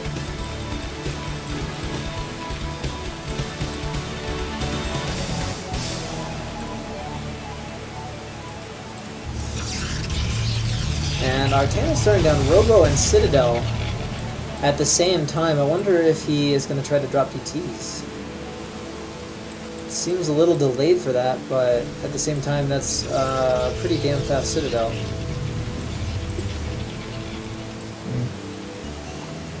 Yeah, that's interesting.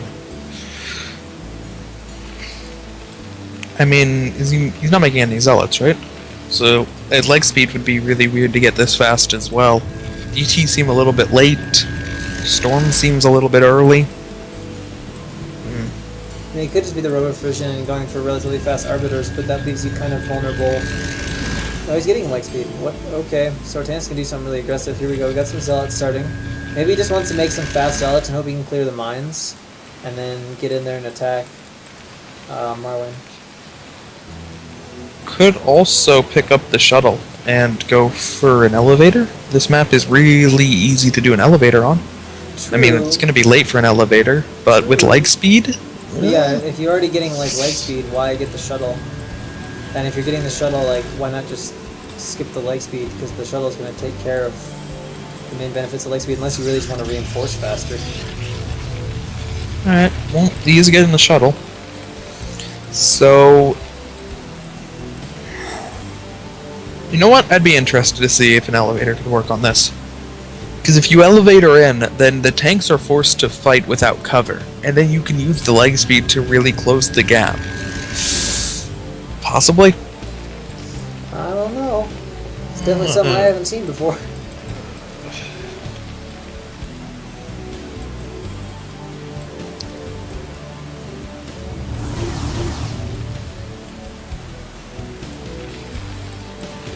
Maybe he just really, really hates tanks being able to... or, tankable... Yeah. Maybe he just really, really hates tankable cliffs. And he wants leg speed anyway, but he really, really wants to be sure that Marwyn isn't able to place a tank on his cliff. That is really annoying. So yeah, maybe that's part of the shuttle. And he's like, alright, well if a tank comes, I need the shuttle for that, and if not, I can use it to like Bulldog. Alright, so Artanis moves out. Let's see if Marwyn has defensive capabilities. He's gonna have a few mines here to give him a little warning that a lot of Dragoons are moving up. Shuttle now in front, and the Dragoons moving back. Okay. And here comes some vultures. Are there reinforcing Dragoons coming quick enough to stop these dudes? Yeah, there are, but they're gonna get some kills, that's for sure.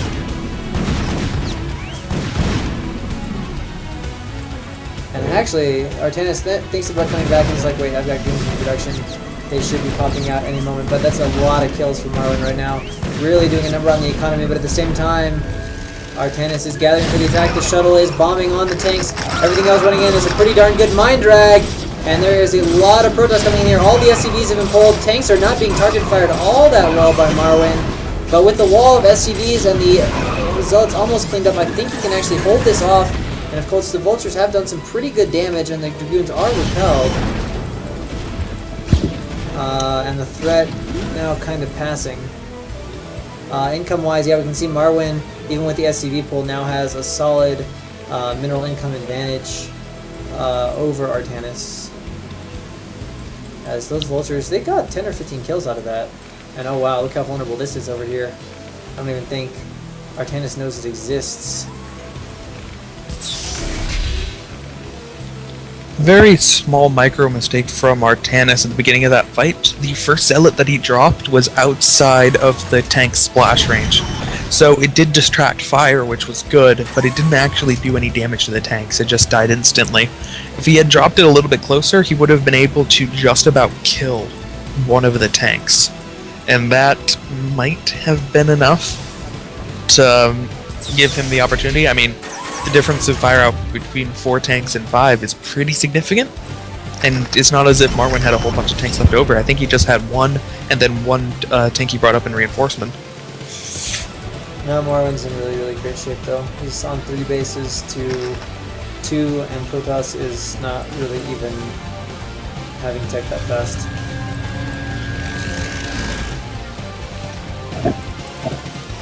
Yeah, it's going to be rough for Protoss. Very unfortunate he didn't just turn around, and I don't know if he actually could have killed the command center, because the command center could have lifted and flown over to the cliff, and the Dragoons don't do that much damage that quickly. But maybe it would have been enough. And certainly would be better off 2 base versus 2 base as opposed to 3 base versus 2. It does have one more somewhat large attack coming in here. It still has the shuttle loaded up with zealots and some speed lots as well. Now if he could break through here, it could be pretty strong, but there seems to be a lot of vultures out for sure. Tanks need to be target fired under the goons. It looks like Marwyn is doing an okay job of that. And the zealots go down just way too fast, and yeah, chase back pretty effortlessly. Honestly, didn't even seem threatening. Archives is done, but no sign of Arbiter Tech or Templars or Storms, so Artanis is in really bad shape. And in fact, Marwyn is just going to go for it. And with 7 factories to reinforce from against just 5 gateways, I think Artanis can have a lot of problems. Not looking super good. Does have a third base coming up, but it's a third base that's only just started compared to Marwin's, which is 200 minerals into mining. Marwan's actually going to have science vessels long before Artanis has arbiters. Oddly enough, Artanis getting a forge as well. A bit fast for that when you're about to get attacked by a Terran and he's like 2 factories ahead of your gate count. Artanis or Marwin mining up the large bridge, and he's going to come across the small bridge where he can siege the Nexus.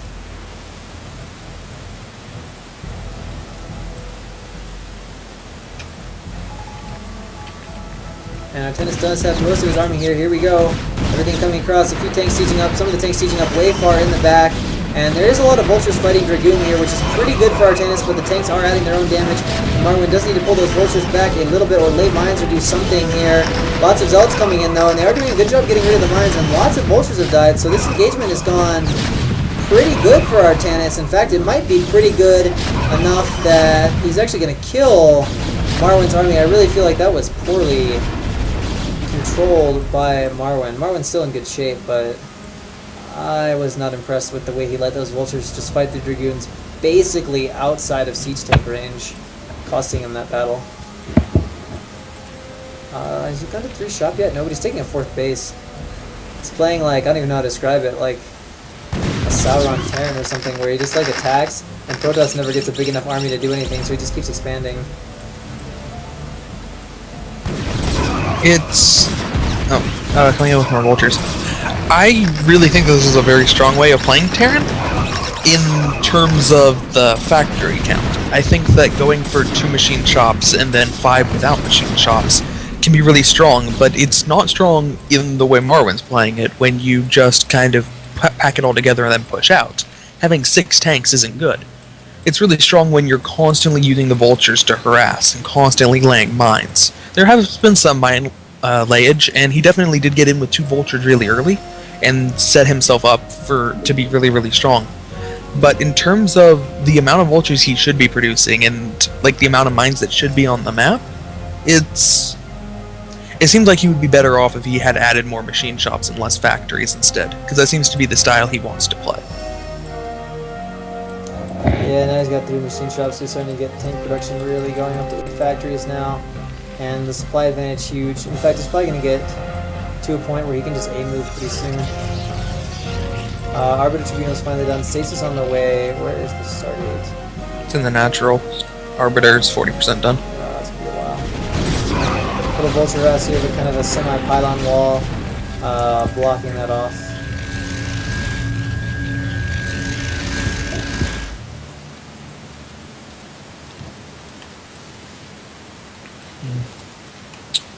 Looks like the first science vessel's about to pop out. EMP is halfway done. So, as you said earlier, going to be out with plenty of time before the Arbiter comes out. And our Tennessee's, oh snap, Marwin's got a 4th. This sucks. 117 to 112 supply. I think we're going to see Marwin roll out here pretty soon. Upgrades, getting close to that 2nd attack. Yeah, 2nd attack.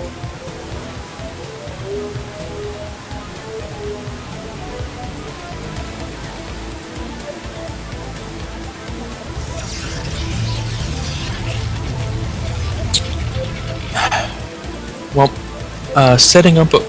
excuse me. Artanis is setting up a 4th base back in the back of his main. He didn't quite clear out the mines, though.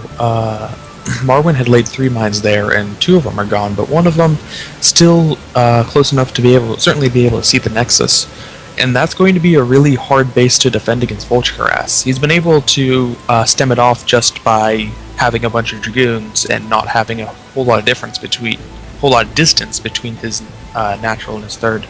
Marwin, you have 50 supply advantage. Please A-move. Please do the A-move.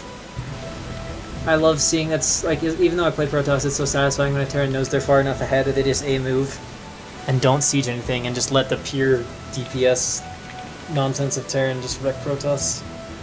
2-1 for Terran compared to no upgrades at all for Protoss. They're about to get their first attack upgrade. Yeah. Alright, here we go. Battle is being offered. No, Marwin! Why siege? There's like nothing there. It's like 2 control groups.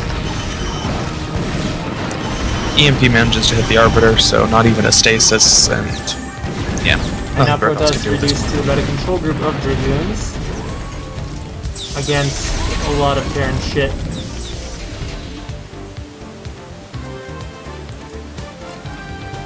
A-move it!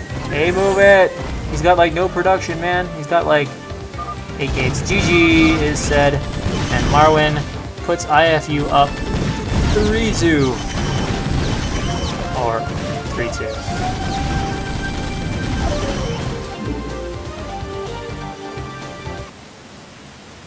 Alright. So, final set before the potential ace match. Going to be Scan versus Finito on Fighting Spirit.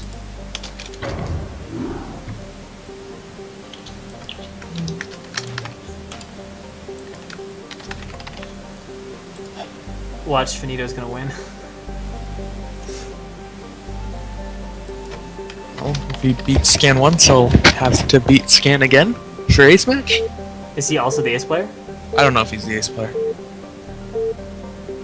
I forgot that you have to pick your ace player beforehand.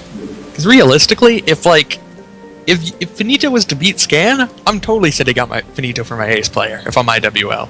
Like I don't care who I think is actually best on my team. If he did it once, fuck, he has a better chance than anyone else does. Alright, well here we go. Scan against Finito. Fighting Spirit I don't think needs too much of an introduction. People ought to know this map quite well by this point in time. It's also TVZ. Although I've heard rumors that some people feel like Scan is actually a little bit better TVP than TVZ, but nonetheless, this guy's a Korean level player. He's done tolerably even in SRTs. So, spawning in the top left-hand corner as our white Zerg, we have iwL's Finito, and in the bottom left-hand corner as the yellow Terran, we have iFU's Scan. New core Scan? Finito's trying to find out how fucked he is.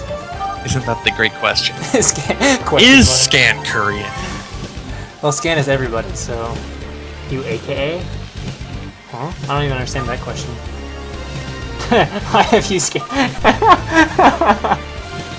This chat.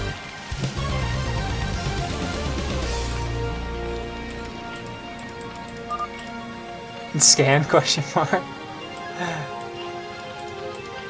He's like, there's only one of me, dude. Does Scan even have other AKs? I don't think so. Finito's like, I feel like Finito's actually frustrated. Scan answers in Korean. This chat.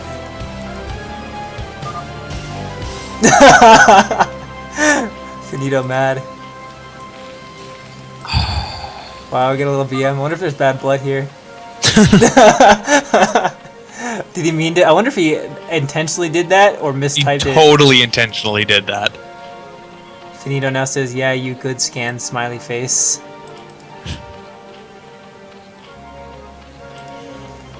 Alright, so Scan puts down his barracks and sends an SCV out to go do some scouting.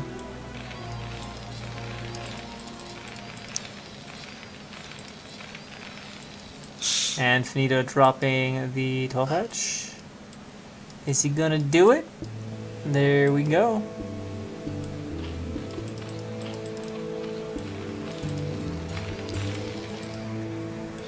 Alright. So, looks like you'll find him first with the drone scout, as opposed to the overlord scout. And I mean, it's not going to be able to do too much harassment. It's not as if he can really attack the guy working on the barracks, as the barracks is almost done. And he could go down and try to block the CC. But there's no CC to block right now. I was thinking for a second that SCV was going to go down and get into position a little bit early, but instead, feeling particularly scared of some early aggression from Finito, going to send out a double SCV scout.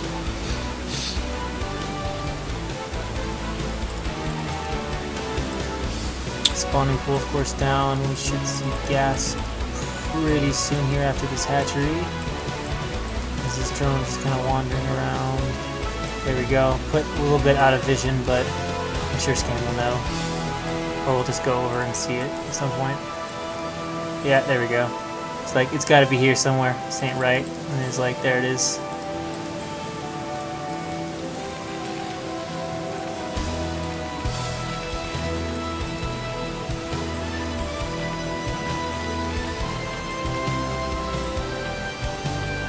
And the gas down as well.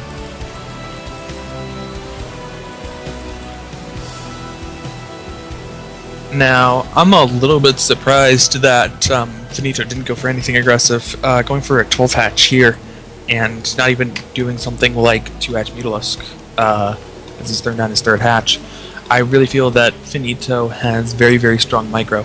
I don't know if it's as strong as Scan's micro, because obviously Scan is a fantastic player, but it's something where you gotta play to your strengths. And I think that if going for a really early Zergling attack, or if you're not quite feeling that cheesy, going for some really strong 2-hatch Mutalisk is probably the best play for him. Instead, playing a more standard, more economic game. We'll see how it works out for him.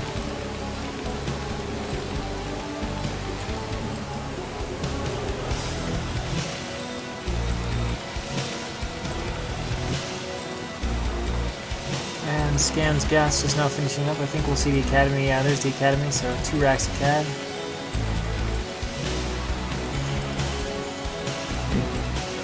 So far, both players playing pretty much as standardly as a TVZ can go.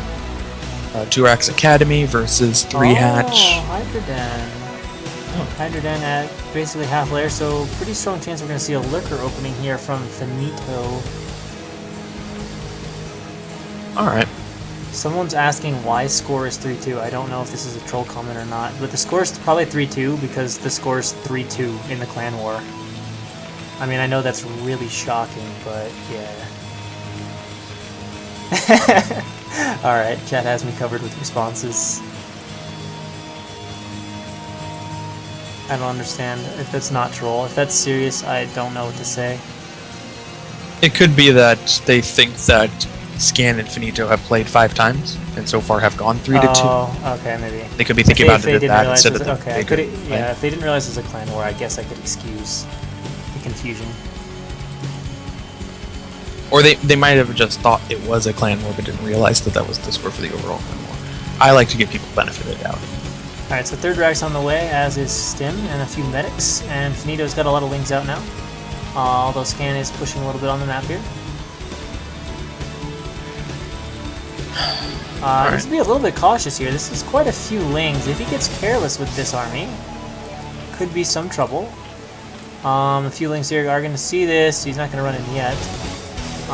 He's got about a control group, though, that's still out on the map. I might be trying to bait Scan in. Now Scan stims, runs in here. The Sunken is not quite done. He's going to take it down pretty quick. Hydra popping, but all of a sudden it is a lot of lings, but the medic wall from Scan is really good. It will probably get cleaned up in the end, just because there's a lot of DPS there, but actually, apparently not.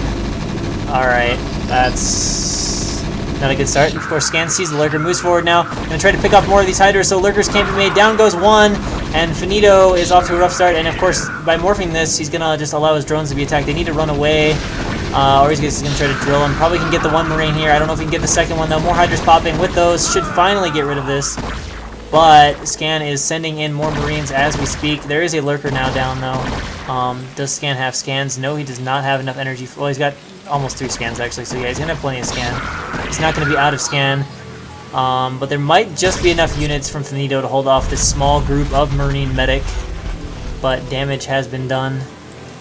59 supply against just 42 for Scan. We can see the minerals almost 1.5 times faster for Scan, who is sending out double SCV scouts, I guess, to look for hidden bases, or thirds.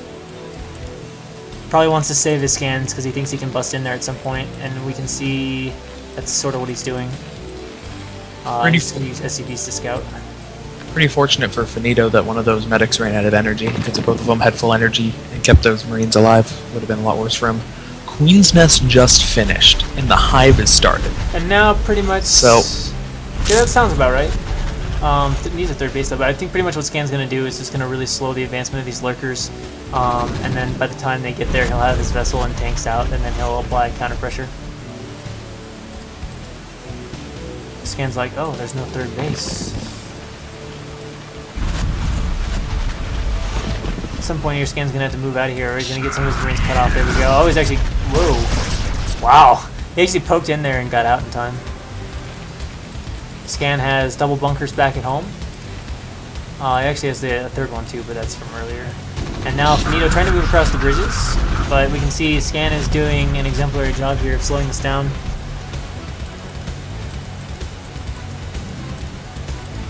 If anyone is wondering how you play against 3-hatch Lurker, this is a pretty good example. You just keep slowing these guys down so you don't just get contained until they get defilers and stuff, and then you'll have tanks and vessels out by the time they get down there.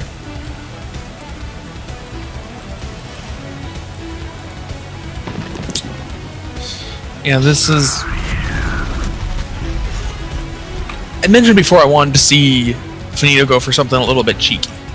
Or something a little bit over-aggressive. And 3-hatch Lurker is pretty aggressive. But it's like the kind of aggressive that really doesn't highlight Finito's skills. He's not known for his super good Lurker micro. And it's really hard to have super good Lurker micro. They just sit there. I mean, now there's a tank position. there, and Scan spreads everything, runs in. It's a little bit clumsier at the bridge, but he thinks he can come across. And then he decides to pull back. Actually, there's only 2 left. We do have this 5 Lurker counter going on, but he's going to run into double bunkers, 2 that actually have Marines in it.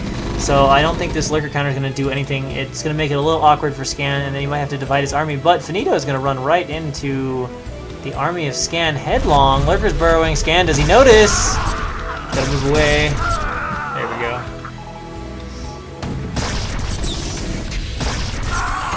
I think Scan is thinking about running in here. He's not the greatest of spreads, though. But eventually he gets it, and Finito trades a few Lurkers to get the tank. But situation looking pretty rough for Finito. Scan almost double in supply right now. Defiler mound's done. First 2 defilers are on the way, and Consume's getting kind of close to halfway done. But to be on 2 base for this long, he's just about to finish up a 3rd base. And of course the vessel's about to be out for Scan, I believe. Yeah, it's about halfway. It's already oh, no, out. It's already out. Oh, there's already a vessel. Alright, it's pretty scary. So now you can just use the tanks. Consume will be done by the time he gets to Finito's base, but... No Scourge, no Hydralisks means that this vessel can be really aggressive in being a spotter for the tanks. Oh, is he going in? Sending in the Yep. wings. He does get 1 tank, although Scan loses a lot of Marines there to some of those Lurkers out in front. Finito's going to need to pull these guys back, though.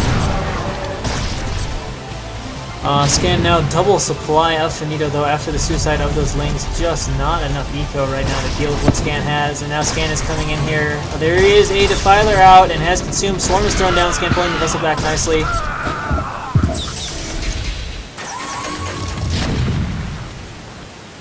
Man, you just need to wait a little bit longer. And to go in for that engagement, he would have had Swarm, and then maybe something good could have happened. But as it is, ugh. Scan seeing that the 3rd base only just now has a few Sunkens finishing. Looked like he was going to run his Marines over there, but he's decided not to in the end. 2nd Swarm goes up, so Finito is keeping the Swarm down, preventing Scan from advancing across the bridges. But Scan just getting more and more army up here, and vessels as well, and a dropship will be out here in a sec. But there's a good possibility he'll just do a double drop, and then Finito will lose, even if his Swarms allow him to hang in here till that point.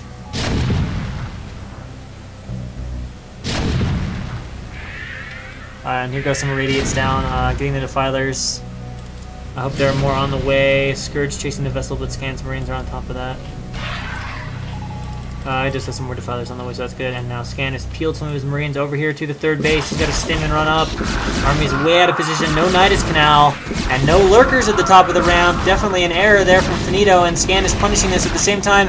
Finito is going to Dark Swarm here and pick off a few of those tanks, but at the cost of his 3rd base. Not a very good trade at all. He's sending a bunch of Lings over to defend, which obviously won't do anything. And of course Scan now should have that dropship just about out as well. Which is, yeah, loaded up, heading out towards the base of Finito. And Finito is coming with a bunch of Lings, all of which die to a single mine.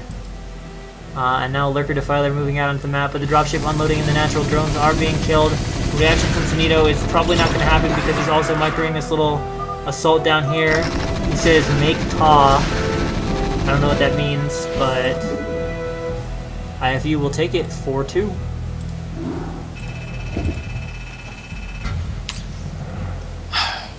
So I guess the expected results scan just way too strong for Finito.